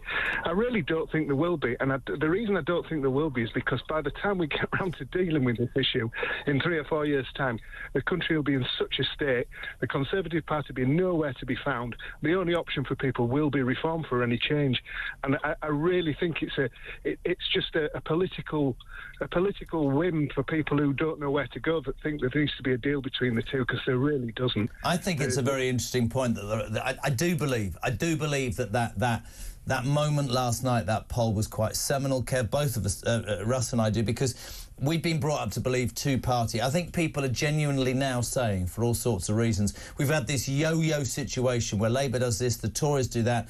I don't think that... It's really interesting, because I thought the Tories were in trouble for 10 years. Within 6 months, I think Labour will not get in again for another 10 years. When the stars align, and I think with Farage getting Nick Candy on board and getting a more professional machine, I think it's very interesting. I believe, Russ, I think, agrees with me, that finally we do have an alternative in this country. Well, we do have an alternative. It used to be the Lib Dems, remember them? They now just go to theme parks and, it seems water ski and fall into water and make themselves look like clowns. That's basically the sum total of the political capital of the Liberal Democrats. So the Reform Party now, I think, is seen as a much more credible alternative than the Lib Dems, because I think actually the population is much more centre-right than it is Lib Dem. I think that's been proven in previous elections and, of course, in the Brexit referendum. But I think the change, based on what we were saying earlier on, the change that we've now seen is that we've seen what various Conservative governments look like, a kind of plethora of Conservative prime ministers. We've seen that hasn't worked. We've been let down. We've ended up disappointed. The Conservative government of the last 2 years, prior to Keir Starmer's, was not Conservative. Now, back to back, we've got the benefit of being able to see how disappointing and what liars, frankly, how disingenuous the Labour Party are. So what we have here is an absolute example staring us in the face of what I would call, what others are calling, the uni party. Conservative, Labour, it's the same thing. They lie, they cheat, they deceive, and that's why reform are coming up. But I do think it's for reform to lose, Jeremy. I think they've got to be very careful over the next 2 or 3 years in terms of the scrutiny of their candidates, the scrutiny of their policies, what Nigel Farage does. I think it could slip through their fingers if they're not very careful. Kev, I'd love your take on that, because I put this to Richard the other day. I think they are now a real serious political alternative. I don't want the gimmicks. That's me. But I want to hear. I want as much meat on the bone. People will start to demand that, won't they, Kev? Well, they will, but I mean, it's such a good job that they weren't more successful at this last election because they weren't ready for it. But in 4 years' time, they will be ready for it. And the fact of the matter is they've got the time to get the right people. They've already got a number of really good people. And by the time they're ready, there's no need to ask the Conservative Party for anything. The Conservatives are finished. They're no longer a Conservative Party. Well, listen to Adam in Cheshire. He disagrees. He says Reform are going to split the right-leaning vote just as they did in 24. Kemi, this is Adam in Cheshire, replying to you, Kev, in North Yorkshire, as a proper Conservative leader and the change we need. Reform could jeopardise all that. What do you say to that, Kev? I say that there's absolutely no need for them at all. They are not a Conservative Party. They've proven this over decades now. They've moved more to the middle since Cameron, since just before them. They tried to be Blair back too, and they proved themselves that they've all gone left. They used to be kicked out because they were too arrogant. Then we got the Labour in who trashed the economy, and it was this yo-yoing, as you've mentioned before. They no longer do that. They're as fiscally irresponsible as the Labour Party are. And so there's nowhere else to go, and we need a change. And the only change that's there at the moment that is anything about it is the Reform Party. Good man, Kevin, North Yorkshire. Thank you. 0344 499 1000. I didn't mean to kill him off that quickly, but I need to get to a voice note. Joe, you're on Talk Drive. Go. I suspect a lot of the Labour backbenchers are horrified as to what's happening with the Cabinet and the decisions they're making. I think a lot of them would help to put a vote of no confidence in the government alongside every other MP that's in Parliament. That's the only way we're going to get rid of them. It's very interesting. I mean, there is a point, right? Let's be perfectly honest. 6 months in, however much of a debacle we all see it as, they will think there's still a chance to become a minister and turn this around. But there will come a point where they're not going to become a minister and everything is going south and they think, I want to win my bloody seat. But true to form, all politicians act in the same way. All they care about, I'm afraid, is their seat, their power, their financial security. So they don't particularly care about the country or the electorate, in my opinion. They care about themselves. What's going to happen is, I think, that, yes, for the next 2 years, they'll be concerned about where they sit in the pecking order in Parliament, ministers, because it's a bigger car and it's more money and so on. The point, I'm afraid, where MPs on the Labour benches start to worry about things is when they realise they're about to lose their seats. Yeah. We're 2 or 3 years away from that. I think what happens in the meantime, though, assuming Keir Starmer doesn't cancel every single local election between now and 2029, is that dozens, hundreds, thousands, maybe tens of thousands of Labour councillors will lose their seats. Labour councils will lose control, probably to Reform and others. That definitely is a wake-up call for the Labour Party. And that's when, maybe before that, that's when, I'm afraid, Keir Starmer, bless him, is in real trouble. You're a legend. We love having you on. The legend that is Russell Quirk. Thank you. If you want to be on, 0344 419 1000, it's 5:23. We're coming back on Drive in just a tick.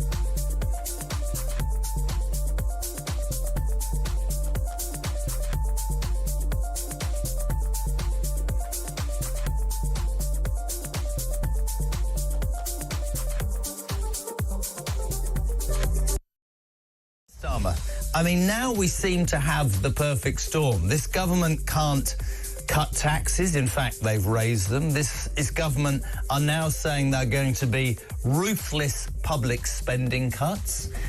They seem to have based their entire economic sort of setup on growth, but quite how last October's budget does anything for growth when it's single-handedly attacking anybody with a small business is beyond me. And he found himself today having to defend Rachel Reeves.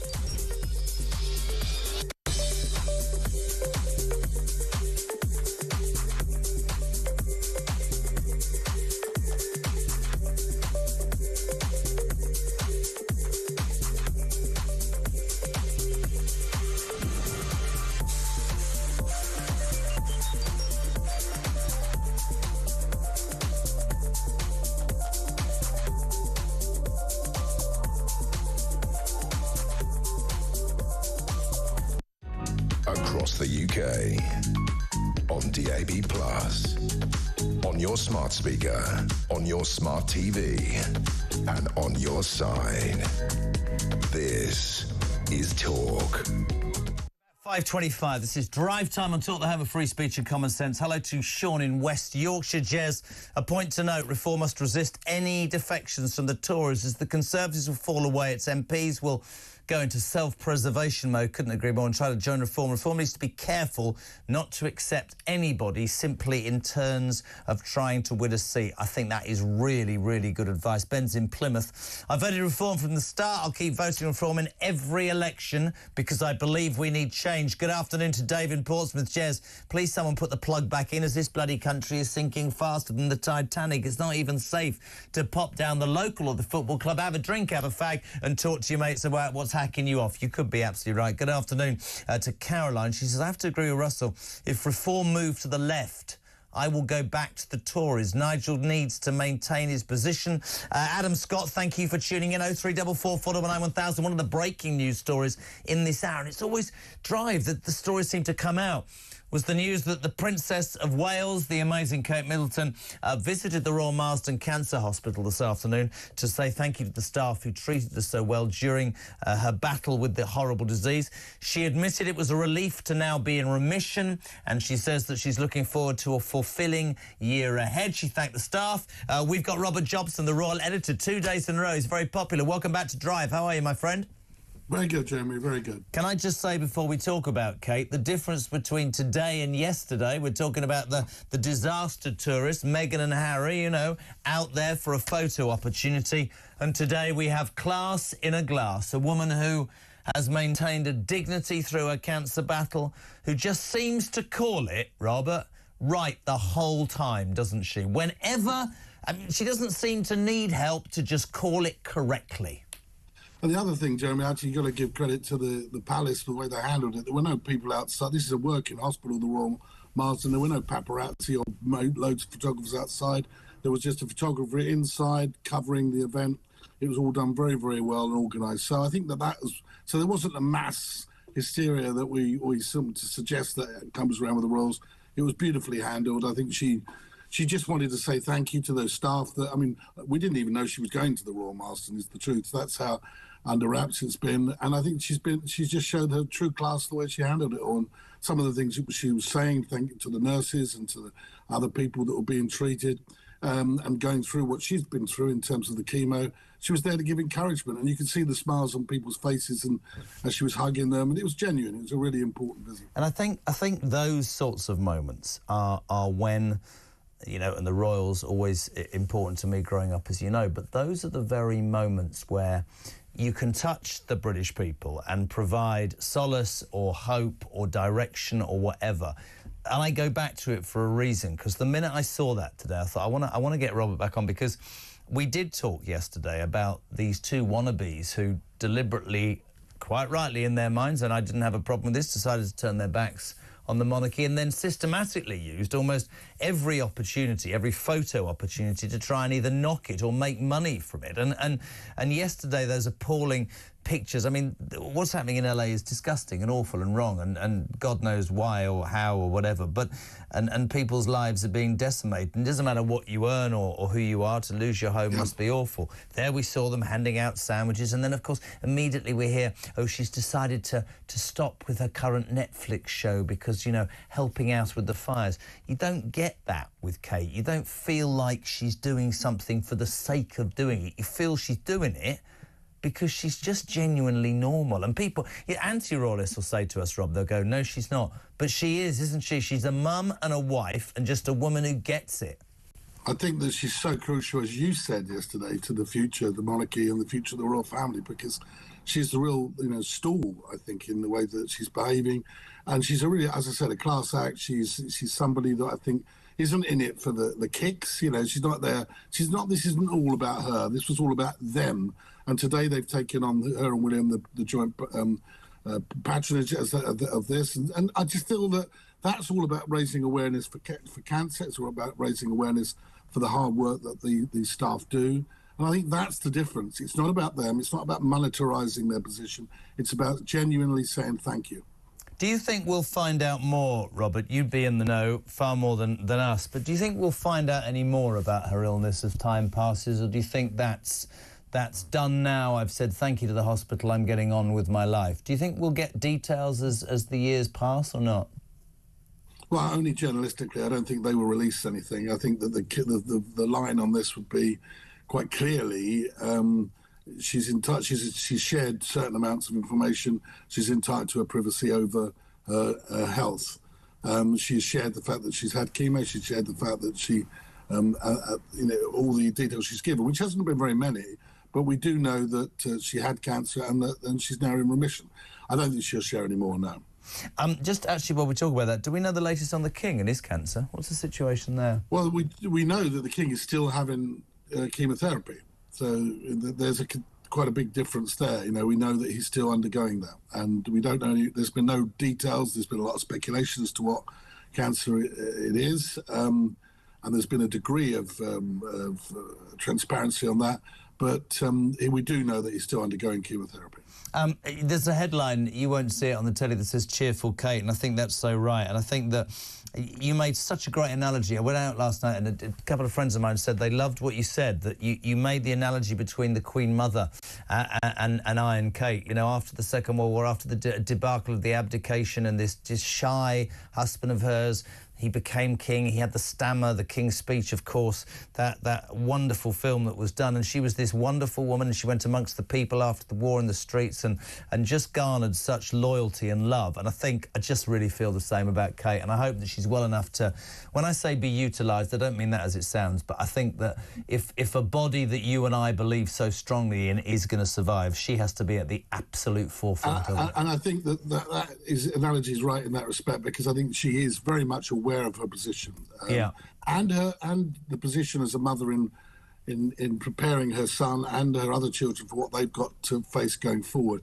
I mean, it is quite interesting to realise that when the King became king, when George VI came to the throne reluctantly, because of his brother's abdication.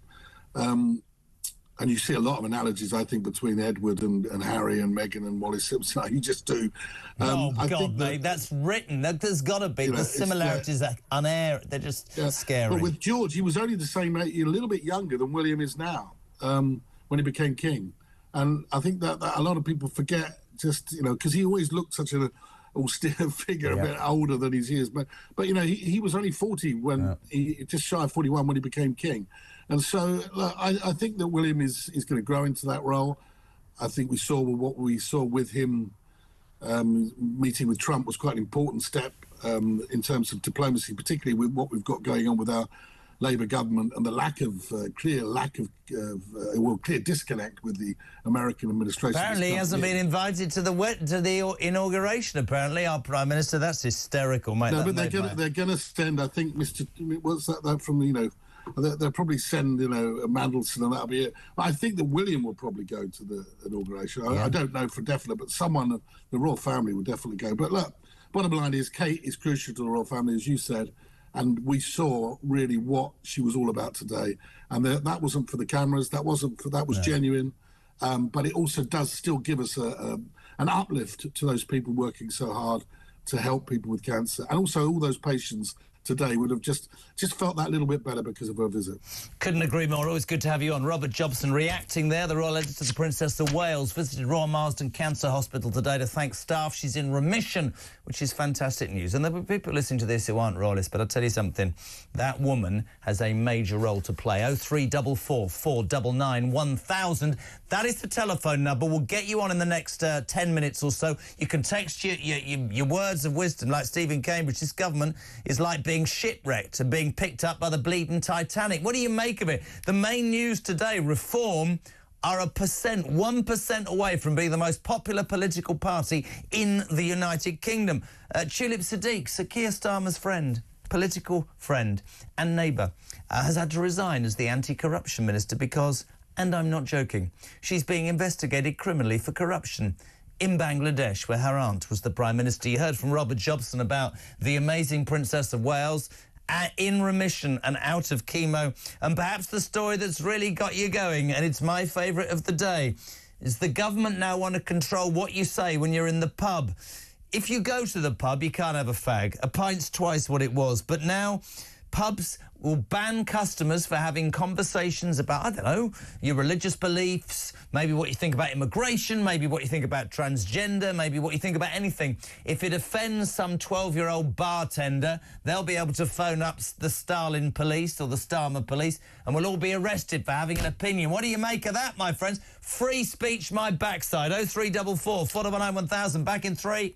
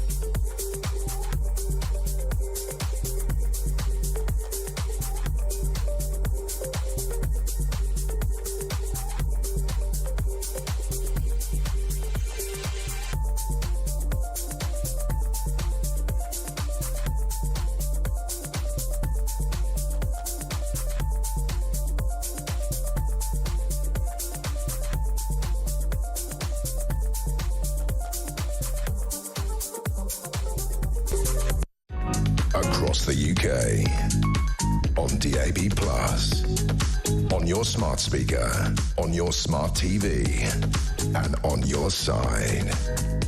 This is Talk. Welcome back. 21 minutes to 6 o'clock. We're live across the UK. My daughter Ava is here. She's at York University studying for... She's amazing. She's going back to come and see her dad before she goes back to university. And we all know what that means. She wants a few quid. 0344 499 1000. Well, it's obvious, Ava. Don't make that face. That's what I used to do. To the phone lines. Am I allowed to do that with the man who's running this? Am I allowed to do that? Let's go to Darren in Norfolk. All right, Darren, how are you? Whereabouts in Norfolk? I'm just outside of Wisbeach at the moment. Posh there, mate. They get out the bath to have a wee in Wisbeach, don't they? Well, no, it's affectionately known by...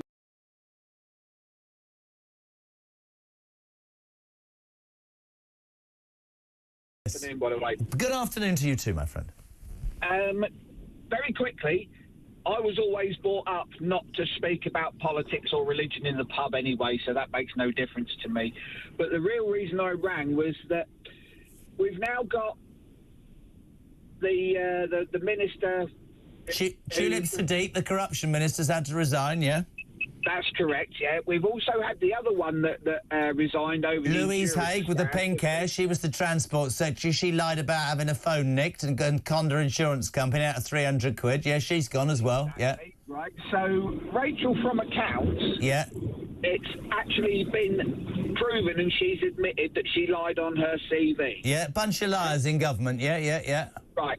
If I lied on my CV, I'd be shown the door. Yeah. Right. Moreover, if my boss knew that I'd lied on my CV, he'd be shown the door as well. So who's going to hold two-tier to account and who's going to hold Rachel? Nobody for 4 more years, because that's what the British public allegedly wanted. The local elections will give you a chance to say this bunch are a shambles, but the truth of the matter is people have to keep complaining and voting and having their say, because this man's power base is not as strong as people would have you believe. Darren in Norfolk, thank you. Let's head to Solihull. That's the posh part of Birmingham. Massively posh, isn't it, Kez? Definitely not posh where I am, but but Solihull's quite posh in Birmingham, isn't it? It does have posh areas, yeah, indeed. But yeah, I'm a Birmingham girl, so nice. So yeah. What do you want to say, my darling? Part of my comment is about Jess Phillips being our only representative who goes slagging off towns and cities in this country. And I'm thinking, is she the best we can do? Well, Jess Phillips, I've known Jess Phillips a long, long time. Jess Phillips has done, and I will say this, quite a lot for the rights and safeguarding of women. But I have no understanding, and again, to me, this is deafness with respect of politicians who do not understand what is happening in this country. For years, there was a debate about whether we could even mention the word immigration because that would be deemed as racist, to not suddenly think that we should be able to say, whoa, this is wrong. People were offended if you said, come on, we need to look after our own. But with the advent of, as I've said it already, with COVID, with the cost of living crisis, I think a lot of people are going, hold on a minute, I'm struggling. Rape gangs, let's call them what they are. I cannot fathom that the United Kingdom in 2025 has allowed this to be covered up for decades and people aren't embarrassed to the core. I think that whatever needs to be done should be instigated right now, and I don't care how high they are in this country, they need to be put in prison for what they've done to those kids. Fact. Absolutely, yeah, and she was the one saying all this, and now she sits there laughing at the opposition. She's just gone completely back on what she was standing for. She's a disgrace. Well, it's interesting. You're a voter. Is she your MP? Oh, she's down the road. I would never vote for her. Power corrupts, and absolute power corrupts, absolutely. Yeah. Kerry and Solihull, thank you. We go to Stafford. Is that Stafford? I think it is. Jane, you're on Talk Drive. Good evening. Yes, this freedom of speech in the pubs is already happening. I've got two relatives that were discussing the dinghies coming across the channel. Right. And, the illegal migrants. Yeah, the illegal migrants. Yeah. And somebody went to the bar, and then a member of staff came over and said, unless they stopped talking about what they were doing, they would have to leave. No, the world's gone nuts, man. This is... Honestly, this is what I don't get. And I know I'm old, and I know people think I'm a fussy old whatever. Me too. I don't understand how this government genuinely doesn't think that the British people are going to go, hold on a minute, hold on. If I can't say in a pub what the hell I want, if I can't have a fag in a pub garden, this is... where are we going to end up? In a country where we're told when we can fart or not? Sorry, yes, let that go out. It's ludicrous, Jane, isn't it? Yeah, exactly. And I think this is all planned. And it's sneaky, there was no policies, and they're just putting all this forward now. Why do you think the British people fell for it then? Because of how appalling the job the Tories did? Exactly. Well, I've voted Tory all my life, but last election, I voted Reform. Did you? What do you make of that poll last night that said Reform are now the second largest political party in the UK? Do you genuinely think that Nigel Farage could be the next Prime Minister? Definitely. I live in a small town, and we had tickets. We had a meeting with Ben Habib, and then a bigger place, and that was with Richard Tice. And it's just, my son said, if I didn't vote for Reform before, he said I would now. Brilliant. Good to hear. Listen, great to have you on. Really appreciate your support. Jane and Stafford, 0344 499 1000. You can do that. You can call. You can also do a WhatsApp. We've gone voice note crazy, which makes Ryan very important because he spends most of the show going, I'm just going to mix this. 321, Matt in Devon, go. Just thinking, what does King Charles, Prince William, Kate, what do they all think about Starmer and what he's doing to this country? And how all these immigrants are being let into the country. Surely they must be having doubts about what's happening to their country. I mean, surely they cannot be blinkered and not see anything that's going on. It would be great for them to step up and say, oi, Starmer, yeah, it would be, Matt, but unfortunately it's a constitutional monarchy, which means they can't get involved. I completely agree, though. Jane, go. The key thing that we need to get rid of is the civil service. Blair implanted all of his own men in the civil service. So the politicians are just the front men, they take the fall. It's the civil service that's dishing everything up and really runs this country, and we need to drain the swamp. Do you know what, Joan? I couldn't agree more. It'd be interesting if Reform or another political party does get in, what they do about the blob. I'd sack about 80% of them. Finally, for this part, Adam, go.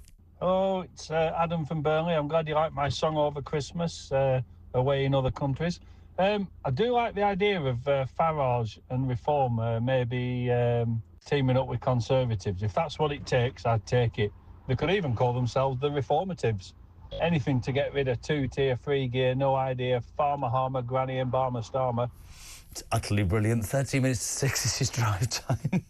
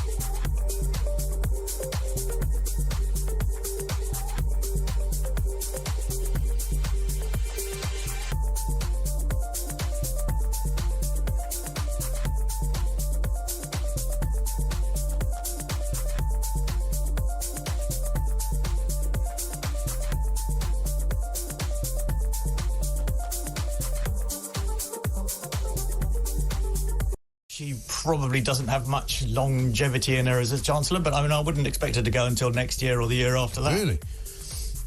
Well, I mean, it would be disastrous for Keir Starmer to sack her. Yeah.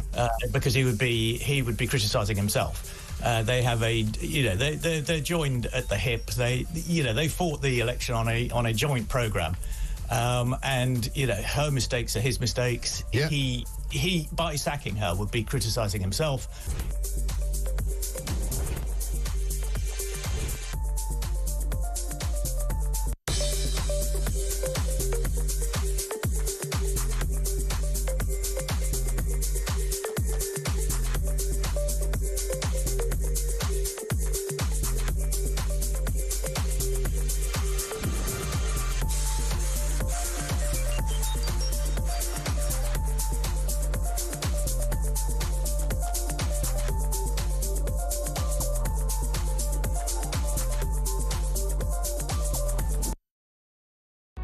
Across the UK, on DAB+, on your smart speaker, on your smart TV, and on your side.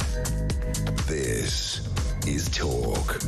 Welcome back, Drive Time for Tuesday. This is JK till 70344 499 1000. Hello to Margaret in Tunisia. Christ, I've got a very, very long reach today. She says George Orwell's 1984 is coming true in 2025 with the big brother government we have at the moment. What a true comment that is. Debs.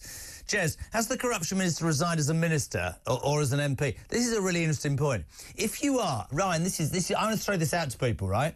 So Chilip Siddiq has been forced to resign because she's under criminal investigation for corruption in Bangladesh, where her aunt was the Prime Minister. So she's not patently competent enough to be a minister but stays as an MP. Maybe, if something like this happens, she should resign. That's very interesting. Graham in Bushy makes a very salient point. Does this mean that if I'm in a pub saying how great Jeremy Kyle is, there's a chance I could get chucked out? Absolutely. And, of course, what you do know, Graham, and what my daughter Ava's about to find out, is Bushy is where I was conceived by your granny and granddad. Fantastic. 9 minutes to 6, 0344 499 1000. Push the button. It's time for the sport. Sport Summary on Talk. A very good evening to a man who, for me, is proving himself on a daily basis to be an incredibly good sports reporter. My illegitimate son, Sam Ellard. Good evening. Good evening. Good. I've been doing various bits with you for over a year now, and I'm just good. You are good, and I'm going to have to eat some humble pie. Go and give it to me. Last night in the tennis in Australia. Can I ask you a question first? Yes. Do you think this beard, I've got a bigger, longer beard. Do you like it or not really? I know I'm not in the studio today. Do I like the beard? I think it makes you look a bit tubby in the face. Goodness me, that's outrageous. I think also that's outrageous. It does hide the rash that you always have on your chin. No, I'm not a fan of beards, but then, I mean, is this an attempt to finally get a girlfriend or what? Yeah, no, that's my 2025 New Year's resolution. Oh, Mia, come on. Right, crack on. And I notice you chatting up Mia. Right, I'm going to swallow it. Humble pie, Australian Open. Emma Raducanu, who's always injured and never wins in the first round. Lots of British success, despite the fact she couldn't serve for Jack. Yeah, I know. 50 double faults. By the way, history's been made here, Jeremy, at the Australian Open. I'm suspecting the largest number of Brits ever into the second round. Yeah, I mean, did you know that, or because I was going to? No, but I mean, come on, 6. Usually it's 1, isn't it? So that was a stab in the dark, even. No, bang on. Fair play, Katie Boulter. She became the 6th and final British player to win their first round singles match, and as you rightly say, Jez, it's the most in the nation's history during the Open era. You mentioned her there, Emma Raducanu. She equalled the record when she became the 5th player to go through. Boulter Raducanu, followed by Jack Draper, Jacob Fernley, Jodie Burridge and Harriet Dart. They won their opening matches on Monday. Sadly, Cameron Norrie unable to further add to the record tally. He lost to Matteo Berrettini. So there we go, 6 players through, including Emma Raducanu. She couldn't serve, but thankfully she's through. Yeah, but I can report that in leaving the press conference, she tripped and she's done a leg. And I'm joking. Good luck to them all on Thursday. Right, Maro Itoje, who's played 80 times for Great Britain, the lock, the Saracens captain, has been promoted to England captain. Jamie George dropped down to vice captain. Steve Borthwick, let me tell you about Steve Borthwick. He is under pressure, the coach of the England rugby team, 1,000,000%.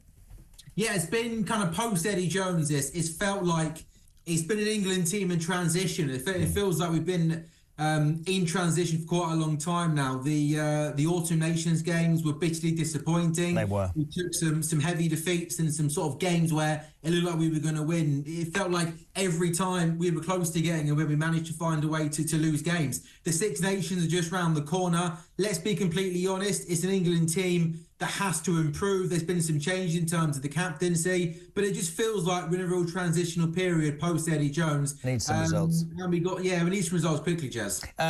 Big 4 massive games in the Premier League tonight. Right, let's just take you right.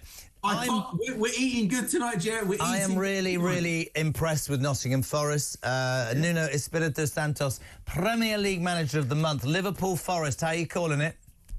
I think this is going to be a tight, tense, cagey game. Forest, so good defensively. I've just maybe got a sneaky feeling Liverpool aren't going to play well this evening, but I think they might score a very late goal and win the game 1-0. I'm going to call that a draw. Make sure we do this tomorrow. Write this down, Ryan. He goes for a Liverpool win. I go for a draw. Brentford Man City, the shocking news overnight. Pep Guardiola, after 30 years, he and his wife, Christina Serra, have separated. Then all the papers are doing, is this why his team's been crap recently? Because his head's not been in the right place.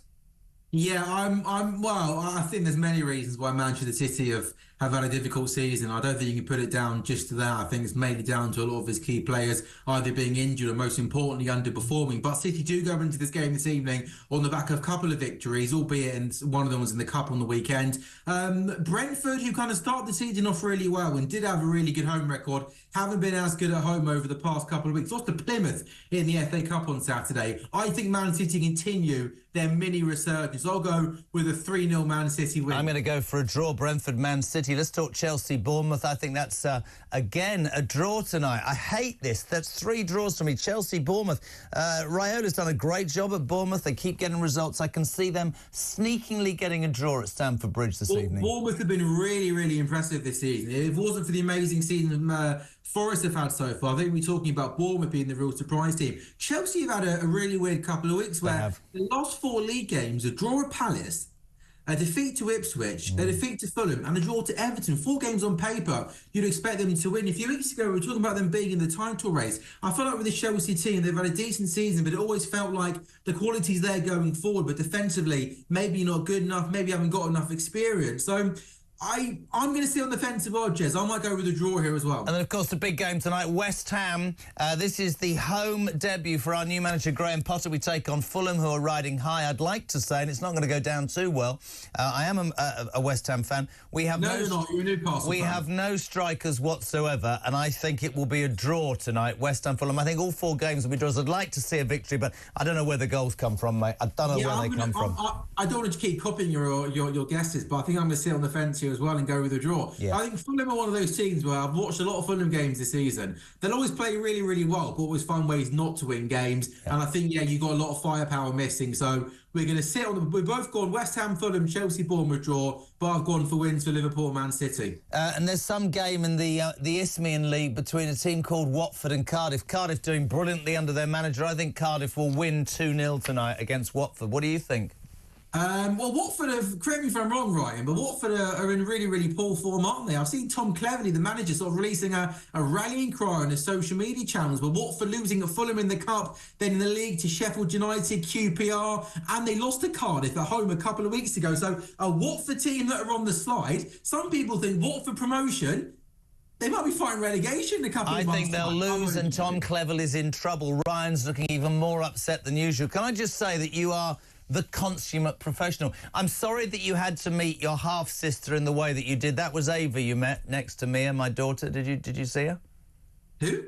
That was your half-sister. I'm joking. Who's Ava? That's my daughter. Well, I'm not in the studio, so how can I see her? Well, I don't know. I thought you could... Can you not see what we're doing?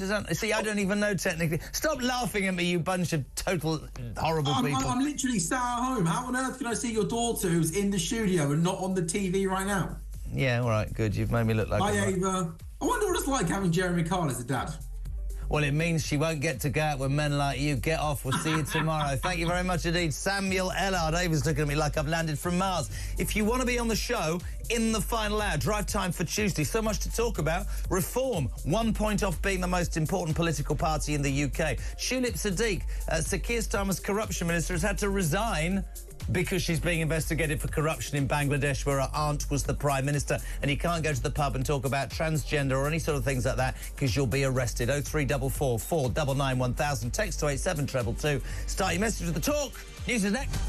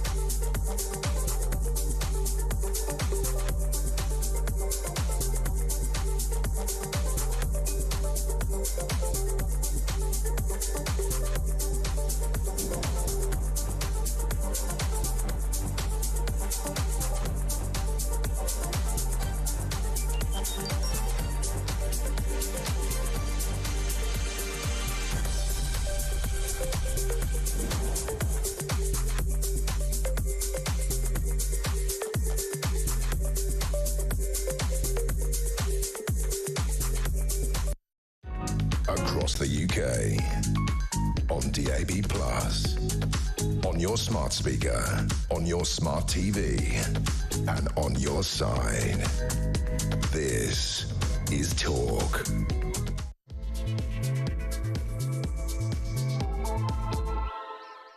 Welcome back, my friends. Third and final hour of drive time for Tuesday. On Talk, of course, over free speech and common sense ahead of Kev O'Sullivan's political asylum from 6 o'clock. Thanks so much for your messages, by the way. 87222. Start your message with the word talk. Craig Stoll. Reform will be, Jez, the next party in power. I reckon Farage will get them there, but 4 years is a long time and a lot can happen. The party may well need a new leader before they take over. Very interesting. Bob. Labour a disgrace. We need an AI Prime Minister. At least it would seem more than two-tier Keir. Spot on, says Stephen, about Iron Kate. Big fan. Mark's in Coventry. I've said for years, Jez, that the Tories and Labour are the purple party, not a fag paper between them. Liberals, I've heard ducks fart and they make more noise. Green who? Come on, reform. My favourite email, or rather text of the day so far, from Clive in Solihull, the posh end. Great show as ever, JK. Wouldn't politics be simpler if the names of the parties were honest and descriptive? Labour would be the Communist Party, the Conservatives would now be the Liberals, and Reform the traditional Conservative Party. As for the Liberal Democrats, probably the monster raving loony party. At least the electorate would know what they were voting for. I'm a reform man through and through. 0344 499 1000 is your telephone number. Mia will take those calls. We try to get as many on as we can in drive time. We'll head to London. Tim, you're on Talk Drive. Good evening. Good evening. I just want to make the point that I find it astonishing that Keir Starmer is not being held to account, you know, by the media, the mainstream media, about all the corruption. You think we had, I think it was no less than a coup d'etat in this country. They got rid of a sitting Prime Minister because, to all intents and purposes, he had a bit of cake and he held a wine glass up to someone who'd been working incredibly long hours during COVID.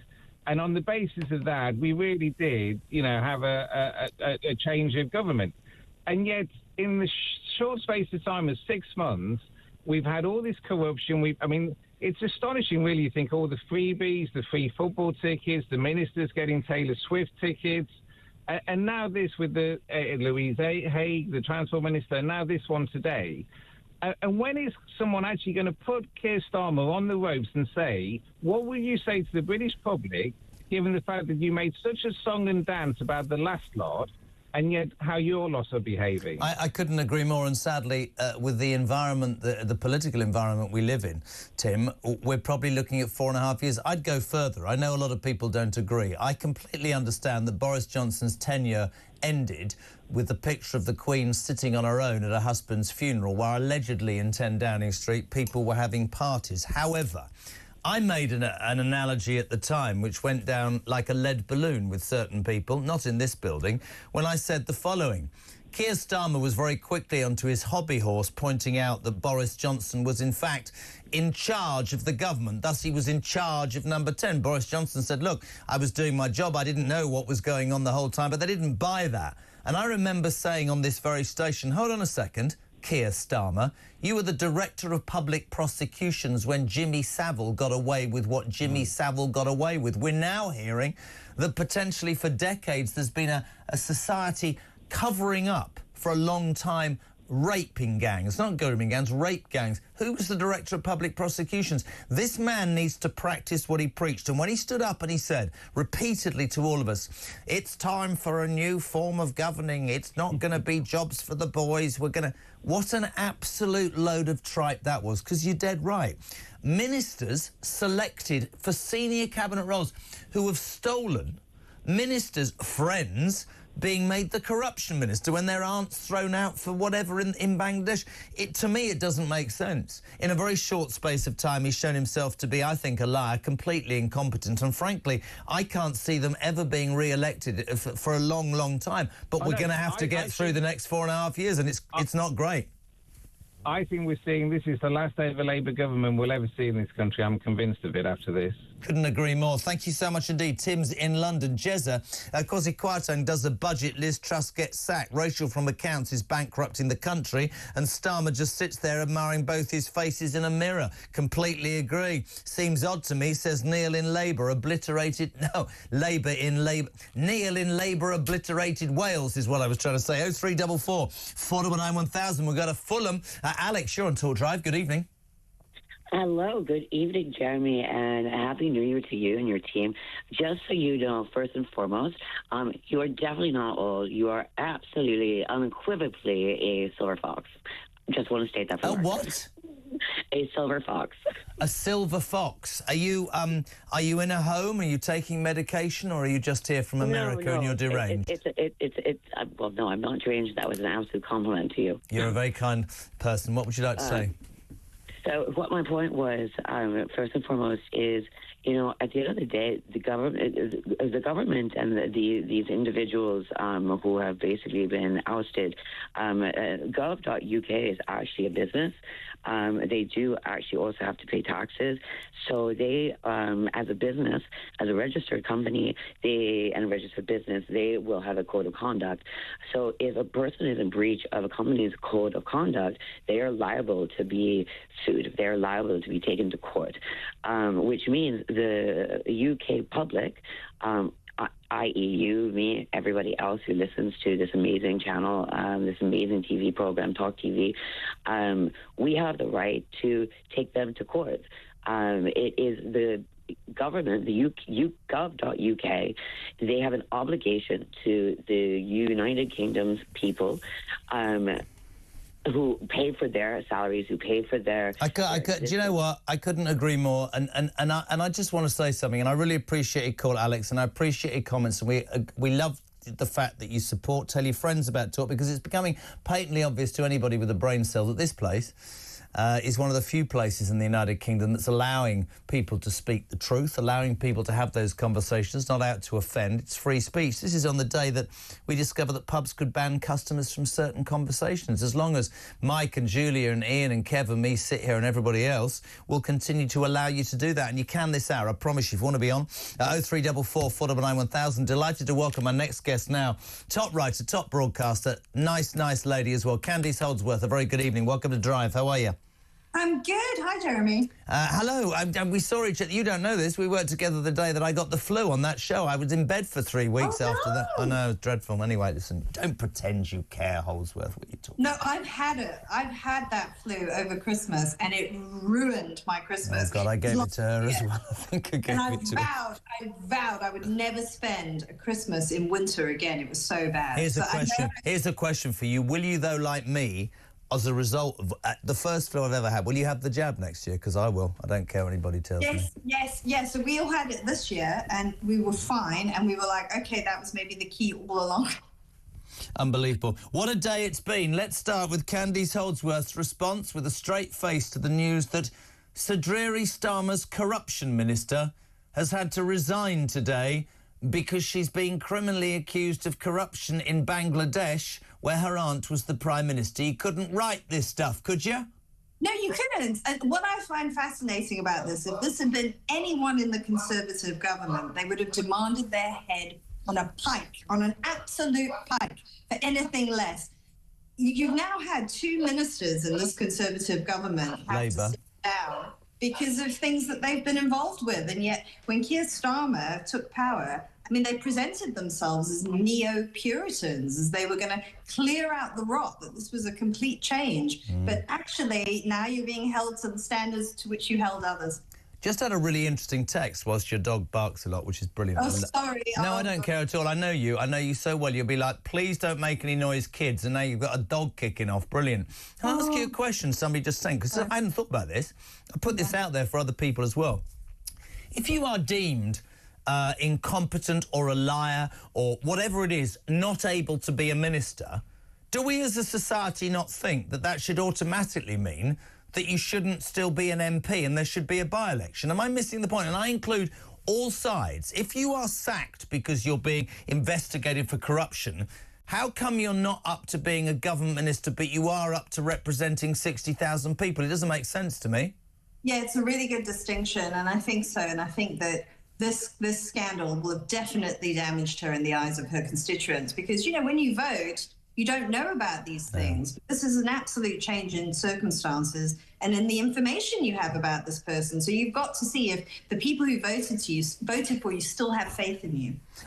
Let's talk today about a report that came out, a poll last night, Candice, when we went off air at 10 o'clock from YouGov, the Rolls-Royce of pollsters, let's be honest, putting Nigel and Richard's party reform literally just a point behind this sitting Labour government. Now, let's just put that into context. I know the Labour Party is massively unpopular right now, but there's two things that I drew from that. One was, I think that's a seminal moment. I think that's the end of two-party politics. I think that is a reset in how this country looks at its next government. More than that, the Tory party is now the third party in that poll, which, on the basis of a new leader that not many people are really inspired by at the moment, because we haven't heard any meat on the bone, she's behind the eight ball. And I think that poll last night is a huge pointer to what the British people are feeling right now. Oh, definitely. I think that the Conservatives right now under Kemi Badenoch are failing to capture the mood. I think Kemi Badenoch thinks it's a long way from an election. I don't have to do anything right now. Lots could happen. But actually, no, I think she needs to start building the momentum now, because right now she's nowhere. And I think that Reform have so much energy, and what they're doing is they're capitalising on Labour's, I think, record unravelling. I mean, have you ever known a government to unravel so quickly? But I don't know about you, we talked about this last time when I saw you when we were doing Playing. I just don't think, all I guess I'm trying to say really badly is, if I'd been in opposition that long, I would have a plan, I would know the sorts of people that I wanted to employ, I'd have checked those sorts of people out. It's almost as if every part of their being and their energy was on saying nothing, knowing they were going to get elected anyway, the result of which is frankly, a shambles. I mean, you had yesterday Starmer not defending Reeves, then Downing Street did. Today we hear that actually it looks like he's promised Lammy will be the Foreign Secretary for 5 years. Well, you've got Lammy, who I think is probably the worst Foreign Secretary ever. We've got Rachel from Accounts, who understandably is in trouble and is being criticised, I think. I think it's in about 28 weeks, they've shown themselves to be an appalling government, I think. Yeah, I think they had a plan. I think they had loads they wanted to do, but they knew that the British public wouldn't necessarily like it. So, you know, they didn't speak much about what they wanted to do and just sort of said what people wanted to hear. But, I mean, Rachel Reeves, I mean, she's got some pretty radical ideas for the economy, though she tried to present herself as a moderate. And what's happened is they haven't survived contact with reality. They just haven't. I mean, you don't even need a degree in economics to understand why it's going wrong. You just need a very basic understanding of how an economy works. But I mean, they're going to carry on arrogantly unless somehow they can get the markets to calm, which is what I think they're hoping, that if they just announce some, you know, extreme measures, that the markets will calm down and they can just tough it out. But I think what it's shown is they don't know what they're doing. They couldn't predict the future accurately, and events have gone beyond their control, and they're sort of in panic mode right now. Couldn't agree more. This will be right up your street as a woman who's not scared to make her feelings known. This government, I think, would love to have a nanny state and tell us when we can wash and who we can go out with and who we can speak to. News today that pubs, I mean, this is all about Labour's workers' rights reform. Apparently, right, pubs could ban customers from speaking about contentious issues. So if you go to a pub now, right, you can't have a fag, a cigarette in the garden. Your pint's probably going to be about £8 And if you sit down, if you and I sat down in a pub and we said, do you know what, I don't think it's right that transgender athletes swim in races, let's example, Sharon Davis was talking to us the other night, take part in female races, it's not fair, it's not right, there should be a separate category. If we sat down and we said, I think immigration's running amok and illegal migrants are taking advantage of this country, the bar people, do you notice what I said there? Because you can't say barman because you'd be called sexist or something. They could phone the police and you and I, Candice, could be arrested. What do you make of that? Any pub that does this, let's see how long it survives. It will not last a minute. Nobody will go there. No one will go there. This is the problem when you have an overweening state. You don't know what you can do. You don't know what you can't do. Because actually, some of these things that they say can be made illegal, we actually have rights to do that under other laws. So this is what happens. One law says you can do it. Another law says you couldn't do it. This is why we don't need this overpowerful controlling state. But I think the reality of that is if a pub becomes known as something like this, out of East Germany, no one will go there. And instead it will be like the Prohibition era in America in the 1920s. You will have places of freedom. You will have speakeasies. You will have people who will go to places where they know they can speak freely. That is how it is. People will not be cowed and they will not be bullied. I mean, that's the point.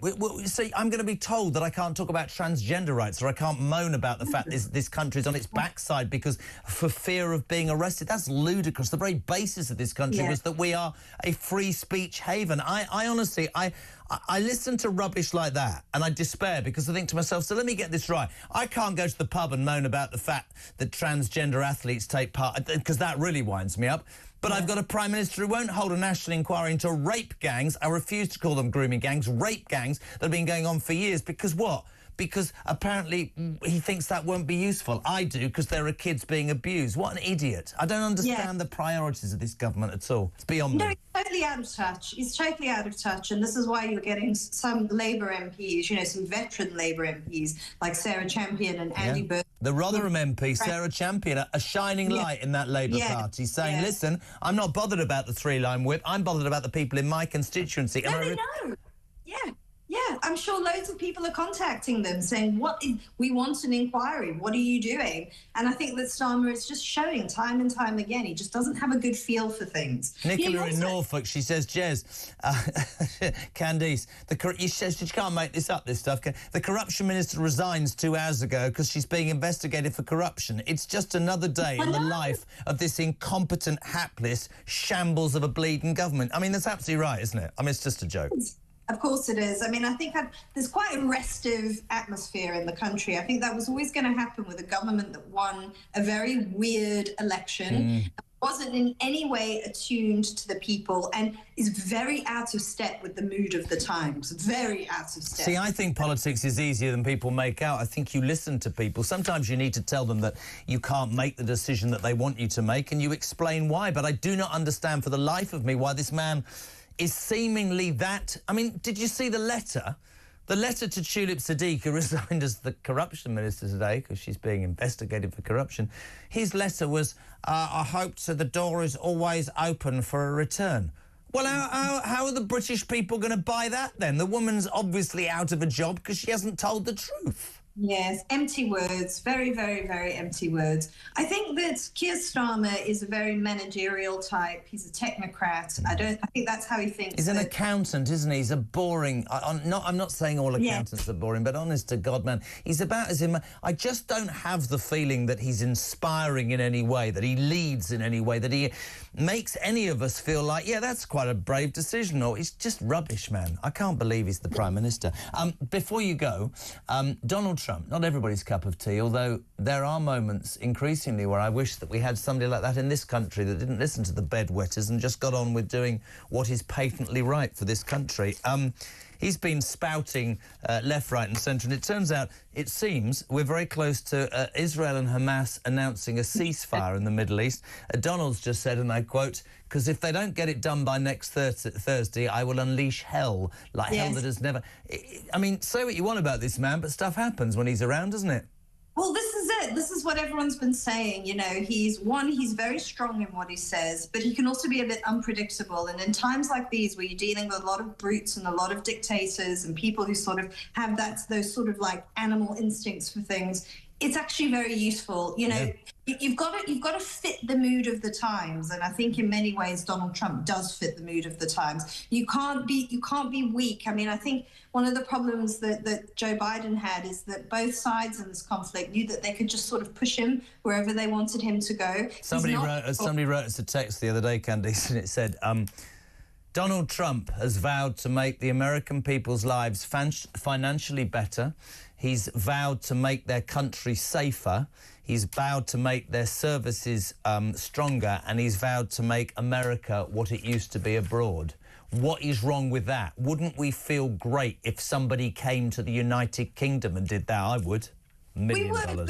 This is where my libertarian instincts rear up a bit, and I'm like, of course I want brilliant, competent, talented politicians, but ultimately I will never put my total faith in a politician to make my life good. I will always put it in my family, my community, whatever work I do, my friendships. Those are the most important, and those we have to cherish, and that has to be ultimately where we make ourselves happy, always, because politicians can only promise so much and achieve so much because they're human beings. Listen, it's great to have you on. It's always great to have you on. We'll see you very soon. I really appreciate it. Broadcaster and writer, great lady, Candy Holdsworth on Talk Drive. 0344 419 1000 is my telephone number. You can text me 87222. My son Henry is listening at school with his mate Callum. We say a very good evening, H. Have a great night. Speak to you later. Back in 3, I'm off for a wee. Ta-ra.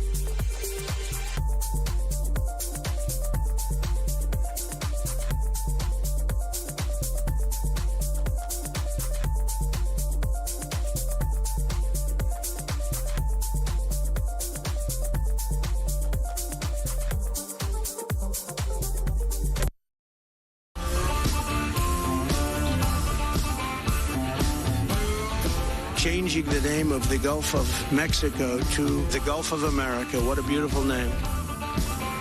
The Panama Canal is vital to our country. It's being operated by China. China. You get rid of that artificially drawn line, Canada and the United States, that would really be something. All hell will break out in the Middle East, and it will not be good for Hamas, and it will not be good, frankly, for anyone.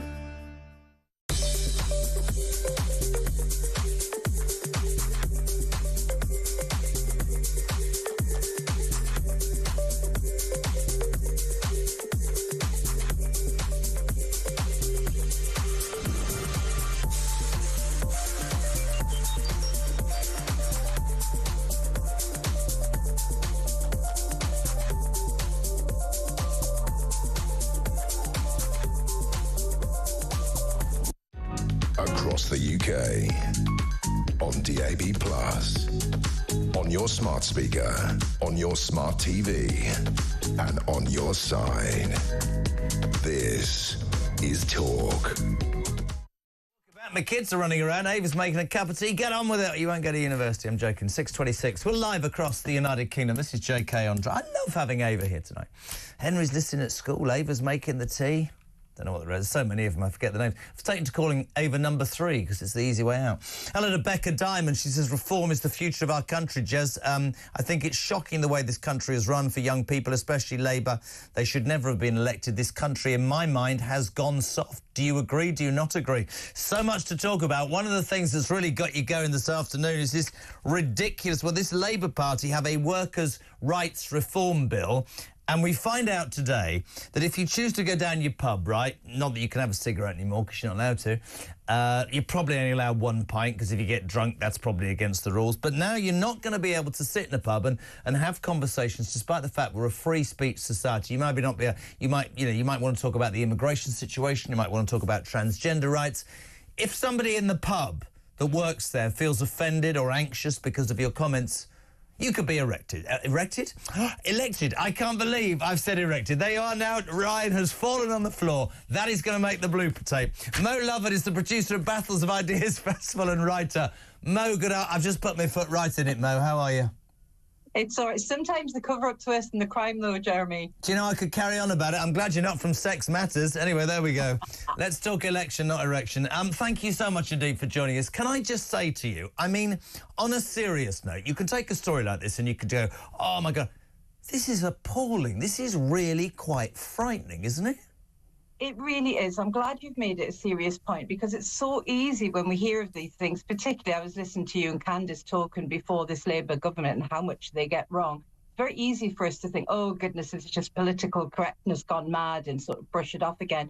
But we are seriously in danger of eroding all of the democratic principles that once made this country great and other countries around the world as well, of course. One of the things that you pointed out was that, you won't be able to talk about transgender athletes in women's sports or, grooming gangs or whatever. The point you made, perhaps inadvertently there, Jeremy, is we all know which side the sword's going to fall on. We all know, everyone, whether we're in favour of this bill or not, which are the proscribed views in our society. Absolutely. And they're about grooming gangs, they're about climate change, they're about the transgender issue. And so we know fine well that this is going to be part of a two-tier justice system. And the very fact that our speech itself is becoming accountable to the judicial process. I mean, I find that I'm not... Look, I understand there are certain things. I love the fact this station is about free speech and common sense. There are obviously things that people can say and do say that are not meant to be anything other than hurtful. But I can also categorically say that if this country gets away from being able to allow people... In my world, right, Mo, you could spend 20 hours... in front of somebody whose very beliefs you would spend a lifetime disagreeing with, but that's a democracy. Let me read you a little bit more. So we've said that pubs can ban customers from speaking about contentious beliefs as religious views or transgender rights after fears of falling foul of that Labour workers' rights reform bill. The government has been warned by the equalities watchdog that rules could disproportionately curtail freedom of expression and be applied to overheard conversations. Ministers have proposed that employers must protect workers from being harassed at work by third parties, such as clients. If they fail to do so, they could be sued. However, the Equality and Human Rights Commission, the ECHR, not that I'm a fan of it, said that this was particularly challenging in cases involving a philosophical belief, such as people's views on religion or women's rights. Why am I not allowed to think what I think about religion or transgender athletes taking part in sport? Why am I not allowed to say that to my mate in the pub? Whether that offends Johnny behind the bar, some of what Johnny might do or think might offend me, but that's his right, isn't it? Well, this is isn't it ironic that this is about workers' rights? Because this is not about somebody, a doctor, a patient being able to sue the NHS, a doctor being able to sue the NHS because his patient said something that offended him. This is about us lot, us great unwashed down the pub. This is about policing our speech. That's who it's aimed at. You can tell through the wording of the bill, they're talking about customer-facing positions and young people. I was a barmaid when I was young, and, you do have to put up with some horrible comments at times, sexist comments, but I wouldn't do it now. Do you know why? Because I've had years of practice of shutting these people down, and I've learned to stand up for myself. we could be faced with a future generation who can't stand up for themselves. But I am so delighted to hear you say that, because when I say this to people, kids, whatever, are we not in danger of having a society that is so soft, Mo, so incapable of criticism? I mean, we were talking the other day about television, right? We're talking about Simon Cowell. He used to go on X Factor and he used to sing, right? And then he'd go, "You're not very good, I'm afraid." Oh, my God, could you imagine the anxiety? I'm not having a go, but if you're going to do that and somebody... Well, then you get to... If you tell them they're good, you're lying. I mean, we are getting to a point, and you said it, policing our speech.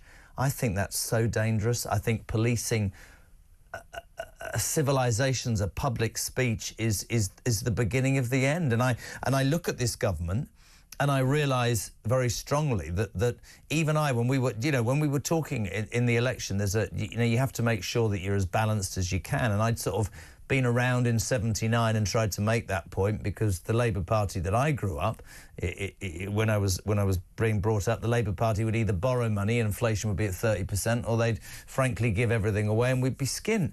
But this lot have ideology, it seems, over any substance that is utterly, utterly frightening.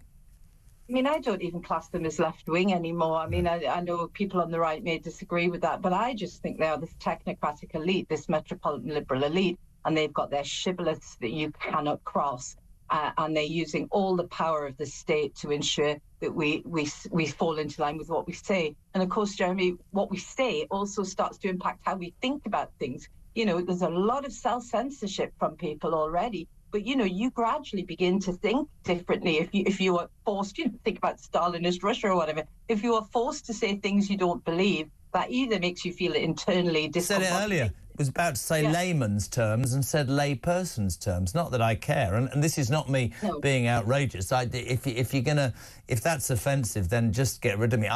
That's what such a joy, Mo, of being here, because to be able to say to people, you can talk about whatever, but this isn't out to offend. I think you should be able to hear all sides of any argument. But this ideology, again, just policing speech.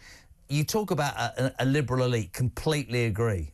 I wonder, in your mind, if it will change. I don't know if it'll happen quickly, but I think there's going to be a massive kickback against this rubbish. I really do. I sense it. I feel it.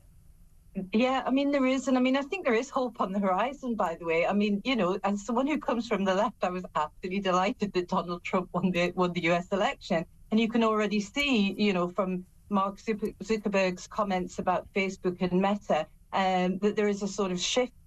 I think these... He's fallen into line quickly. It looks like Hamas and the Israelis have fallen into line quickly. And to see and hear the Democrats, that's fine, right? They don't agree with anything, and he's this and he's that.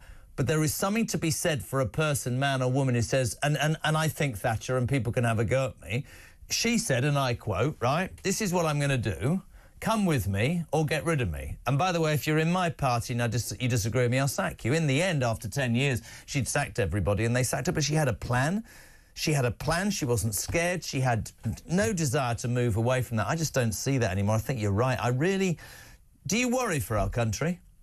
Oh, definitely. And I think everybody does. And that might be one of those prescribed views that we can't say down the pub anymore. I think, people are genuinely concerned. I mean, what Candace said earlier as well was very pertinent. This is a Labour government who wouldn't reveal what they were going to do. The mainstream media didn't hold them to account. They didn't push them for their policies. They just assumed they would be in line. That's how bad. That is why, in my mind, the Tory party will not be... This is really important, and Kemi Badenoch maybe gets this, maybe she doesn't. I think the biggest battle for the Tory party, as bad as it gets, week in, week out under this government, I think people are going, "You did such a bad job and lied to us and didn't do what you said, that we've got this shambles for 5 years.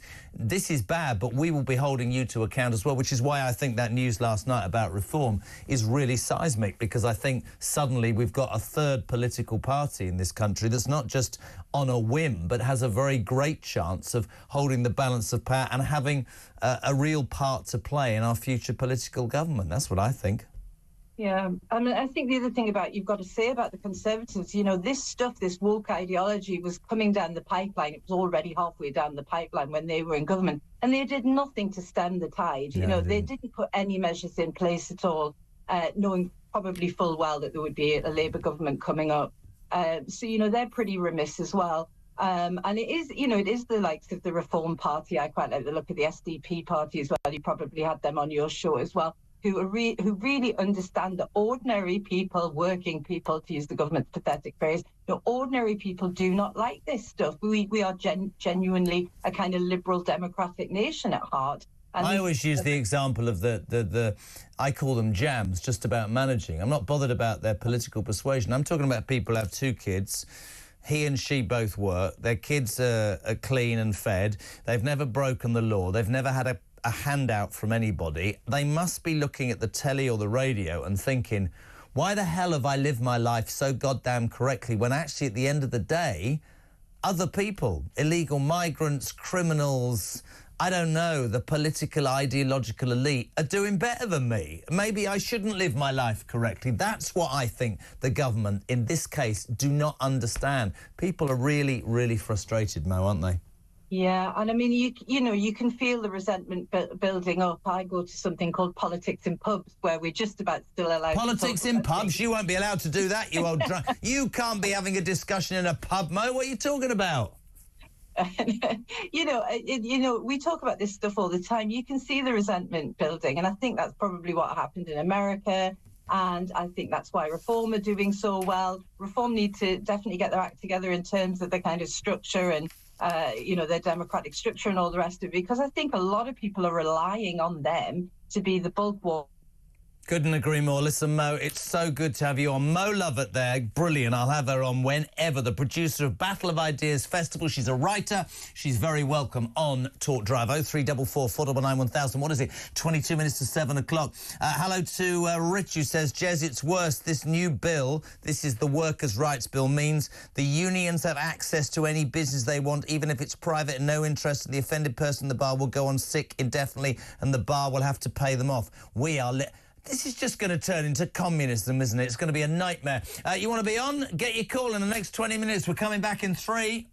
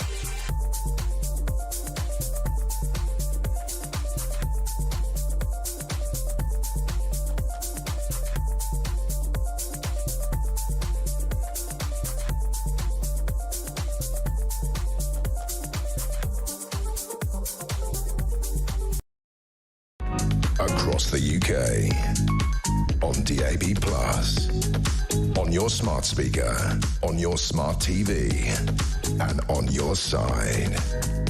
This is Talk. 19 minutes to 7 o'clock. Delighted to be joined by our next guest, former Tory MP and military expert, Dr. Bob Seeley. Bob, good evening. How are you?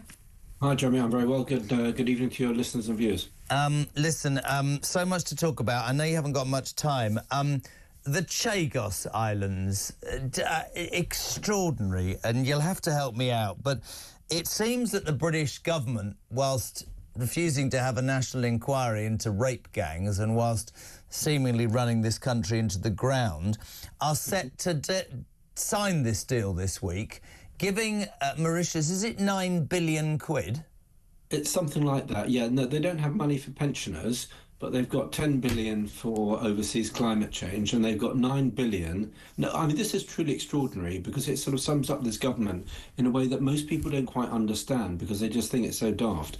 We are paying somebody to take British sovereign territory when we don't have to. Why? Just explain to me how that idiot Lammy can even begin to justify this. What is this? Because we want to get rid of the empire or something? What is this?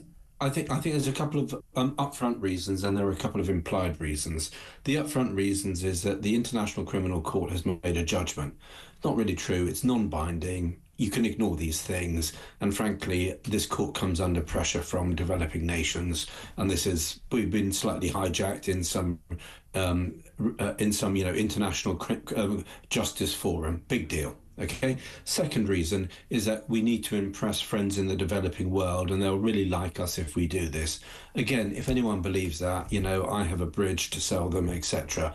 So I think. What about your own people who are struggling? But what about pensioners? So 9 billion to the Chagos Islands or Mauritius to take the Chagos Islands, and what was the saving? 1.6 billion by freezing, by their own admission, 4,000 people to death this year who have paid their stamp for years. It doesn't make sense, Bob. Absolutely, it doesn't make sense. And I think the hidden reason in the FCO is that you've got some people there with an anti-colonial, decolonising agenda, and somehow giving away this territory is decolonising. And, they may not like the Americans very much. Well, this is from a foreign secretary who said, and I quote, that the climate change problems in this country were more important than the Middle East. The reason I wanted you on, my friend, is to sort of find this similar, complete opposites, to be fair. So we've got Trump, the man that everybody, the Democrats think mad, won the popular vote, is going to be re-elected and re-inaugurated, of course, next Thursday, and has been quite vocal. In fact, two things have happened in the last 24 hours.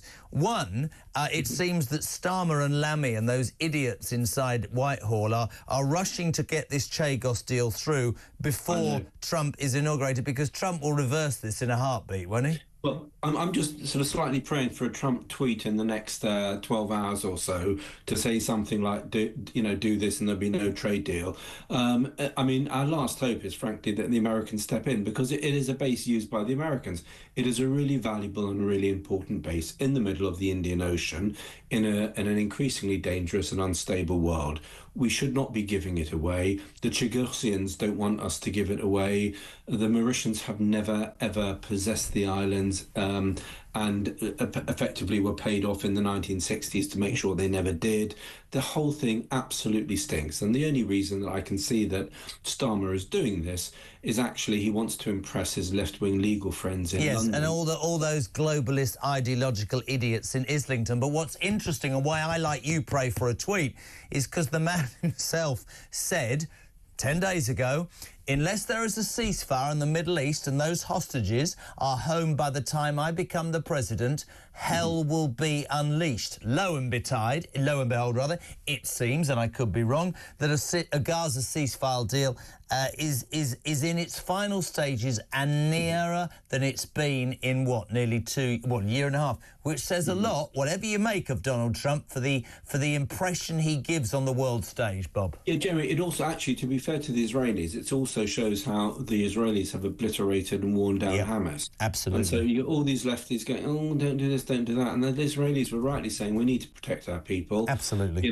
They have done what they can to avoid civilian casualties, but if Hamas Hamas guerrillas and fighters surround themselves by civilians, they are actually bringing death and destruction on their own people, and they're doing it deliberately. So the primary people who should be blamed for any civilian casualties in Gaza are these repugnant Hamas and repugnant Hezbollah, which is why it was so truly joyful to see all those pages exploding, because even then people were whining about it. You cannot literally get more targeted than a terrorist's pager blowing up when they're wearing it. Do you believe that a deal is close? Do you think it's rhetoric, or do you think we are at a point where, because nobody, whatever your political persuasion, whether you support Palestine, whether you support Israel, I've made my position very clear. Nobody wants to see what's happening in Gaza at all, but you're very right in what you say about Hamas, a terrorist organisation that blew up those people and shields itself behind innocent people. The Israelis aren't perfect, never having said they are. But to me, the main point is, if you look at the Chagos Islands and a deal that's set to be signed, and then you think of Trump, if he could voice about the Chagos Islands, that might buy those people, well, this whole situation might be different, which I think the majority of the British public would want to be done differently. That's how I see it. I think the majority of British people think that our interests, our strategic interests, should be protected. It's becoming a more dangerous world, and our allies are important to us, and looking after our own and our possessions is also important to us, not giving them away in order to impress your legal friends in North London, or for some nebulous gain that the Foreign Office talks about impressing people in the developing world. If I was a developing world leader, I'd look at the Brits and think, what a bunch of saps. I love having you on, Bob. In fact, I'm going to give you 30 more seconds. Do you not find it slightly ironic? I know you're no longer a Tory MP, but so you can say what you want. That today the corruption minister has had to resign because she's under criminal investigation for corruption allegedly in Bangladesh, where her aunt was overthrown as PM. Bob Seeley. It is really, I mean, to be honest, I don't know where to start with this government. I didn't think they were going to be very good, but not even I thought they would be this bad. And you wonder, just every couple of months, it just gets worse. And they have another reset, then it gets worse, and another I don't know where it's going to end. Who picked these people? A transport secretary who'd lied and stolen from an insurance company, a corruption minister who's facing corruption, and a chancellor who lied on her CV, man. That's not the worst of it. The worst of it was she just handed over billions of your money, my money, everyone's money to a bunch of train drivers so they can be even better paid. And she didn't even ask for any reforms of anything that they were ever doing. It was literally, thanks for making Britain ungovernable. Thanks for helping deliver us a majority. Thanks for attacking the Tories. Have a few billion quid of public money. If that is not institutionalised corruption, high-end institutionalised corruption, I don't know what is. Bob, don't ever give up. We need you back. Thank you so much indeed. Dr Bob Seeley, former Conservative MP and military expert. 12 minutes to 7, 12 minutes away from Kev O'Sullivan's political asylum. Don't forget tonight, Petri Hoskins from 10. You've got 12 more minutes of me. I'm off for a wee. I'm back in 3.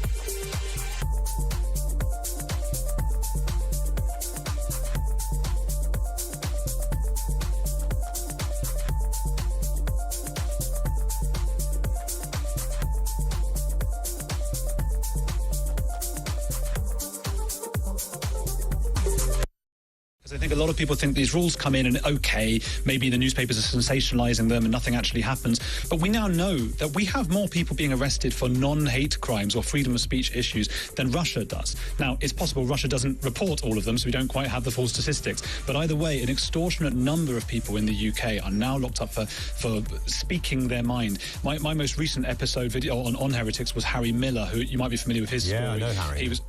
Oh, of course, yeah, well, the ex-copper who had a trans stalker.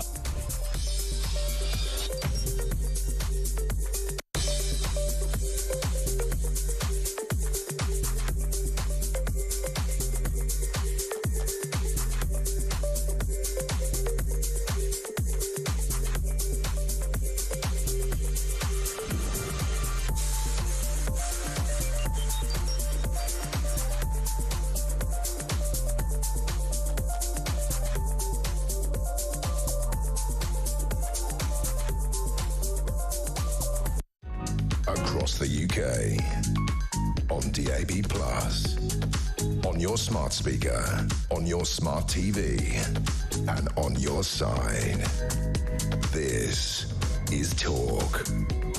Is the home of common sense. Talk is on. Kev O'Sullivan with his political asylum from 7. Petri Hoskins from 10 o'clock tonight. And my mate is back in the morning, 6 o'clock, the only way to wake up, by the way, wherever you are, have a word. Mike Graham's Morning Glory, up and at it, nice and early. I don't know why I say that, but I think you might. Let's go to Peterborough. Graham, you're on Talk Drive. A very good evening. How are you? Oh, super duper. Oh, fantastic show. Lovely. Did we pay you to say that, or was that a personal opinion? That is a personal opinion. It's long held. You're very kind. That's 11 people listening. Things are looking up. What do you want to say? Right. Shutting down free speech in pubs. I mean, that is absolutely bonkers. And have the government not learned? Of course they haven't. History repeating itself. They haven't learned. I remember there was when I was taught history at school, the hoo-ha that the coffee houses caused. So I Googled it, and it said King Charles II tried to shut down coffee houses, pubs, if you like, in the modern language, in London in 1675, claiming they were a disturbance of the peace and a place where false news was spread. I'm glad you said Charles II. I thought you were talking about our king.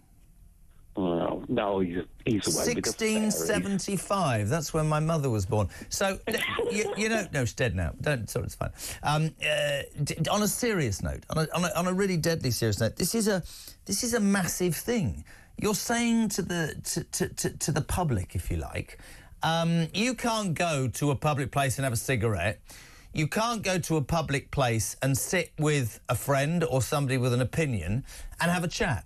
If that offends some blimmin' snowflake somewhere, that snowflake can get on the phone or phone up and you can be arrested, to which point nobody's going to say anything. I am utterly convinced, Graham in Peterborough, that the British public are going to fight back, because I think it's madness. You what? Very quickly, sorry, what did you say? Well, can you imagine if they shut down Speaker's Corner? Mate. Hell's bells. What about reform, quickly? Next government, yes or no? Oh, I joined Reform a few weeks ago. Good. I think Tulip Siddiq won't be. Let's go to Brighton. Andrew, you're on Talk Drive. A very good evening. What do you want to say, pal? Slight satellite delay to the brain. Let's do it again to make it look like this show. Yes, in Hove, near Brighton. Yes. Hello? Hello? Yeah, I'm here. Quick, time is money. Speak. Good evening. In Hove, near Brighton. Yes. Yes. There's a pub called the Southern Bell, and the Free Speech Union was evicted. You heard about that? No. Last September it happened. The Free Speech Union was discussing the danger of gender ideology on children, and the security guards physically threw them out when someone overheard them. Wow. You couldn't make it up. The Free Speech Union were having a meeting discussing gender ideology in schools, and they were physically thrown out by security guards because someone overheard them and objected to their discussion. Where does it leave us on a serious note, Andrew? Where does it leave us, Andrew? Hove, East Sussex. You've said that. Where does it leave us? Well, I mean, we're going back to communist East Germany. Well, it's like communist Russia or East Germany, isn't it? Couldn't agree more. It was the Free Speech Union having a meeting. You couldn't make that up, could you? No, you're very kind. Thank you. That's Andrew in Brighton. Slight satellite delay. I think our phone lines are crap. Hi, Jill. It's despicable that Starmer can get away with this deal, giving away the Chagos Islands and making the British people pay for it. It's a threat to national security and should have gone to Parliament for a vote first. How can these numbskulls get away with screwing us all over, including the Americans? Seriously needs to be stopped. Great show. Jill's in Berkshire. Hello to Sandy. Sandy, can't you see? Ridiculous. I thought our debt had risen so much since the budget and our spending should be curbed. How are we able to give away 9 billion quid to Mauritius to give away land? I thought that's why we were screwing pensioners, to save money. Hello, Brian T. I don't know what T. I wonder if he gets called Mr. T. So if I am, say, a traffic warden and I'm in town, my place of work, and I hear a street preacher blurting something that I find offensive, can I get them arrested? No, you can't. No, not if it's a preacher talking about other things, because that would be racist. Hello to Louise. Great show. What I find disturbing is this shutting down of free speech started under the Tories, along with the non-crime hate stuff. I expect it with Labour communists, but the Tories, you're telling me the world's gone mad. Hello to Jenny, but most of all, hello to a man who's made striped shirts in brown an attractive feature. Kev O'Sullivan, good evening. It's purple. You colourblind? Yeah, I am actually. How are you, mate? I'm all right, mate. How are you? Well, we've had the fascinating show where 20 minutes in, the corruption minister resigned because of being accused of corruption in Bangladesh. Yes, I think the term is she was resigned. Well, somebody told me that Tulip Siddiq has wilted. I tell you what's interesting. I got it. She's my MP up in Hampshire. Get lost. She is my MP. Did you vote for her? No. And also, she is, of course, the shortest MP in Parliament. Did you know that as well? She also had she's been the shortest minister in Parliament. As a minister as well. Farewell, Siddiq. We still don't... Siddiq. Tulip Siddiq. Oh, if only we were sat and it was a Siddiq and a Siddiq at the same time. Yeah. Why are they all called Siddiq? But farewell, we never really knew who you were, so bye-bye. Oh, but don't worry, the letter from old dreary Star was, the door is always open for a return. He's an idiot as well. Yeah, well, you know, they're very close friends. She is actually his biggest parliamentary We're going to have to stop talking about things down the pub. We'll get arrested, you and me. Yeah, well, you know what that's about? People say, oh, this is Labour cracking down on free speech. Well, it is in a way, but the only reason publicans are going to have to do that is to protect themselves from lawsuits from their staff. So it's a ramification of these ridiculous Angela Rayner workers' rights reforms, and you know, just proves that everything this Labour Party do, this Labour government do, is just wrong, incompetent, just hopeless. They really are hopeless. And, of course, Rod Little's coming on a bit later. I'm going to ask him, OK, Miss Tulip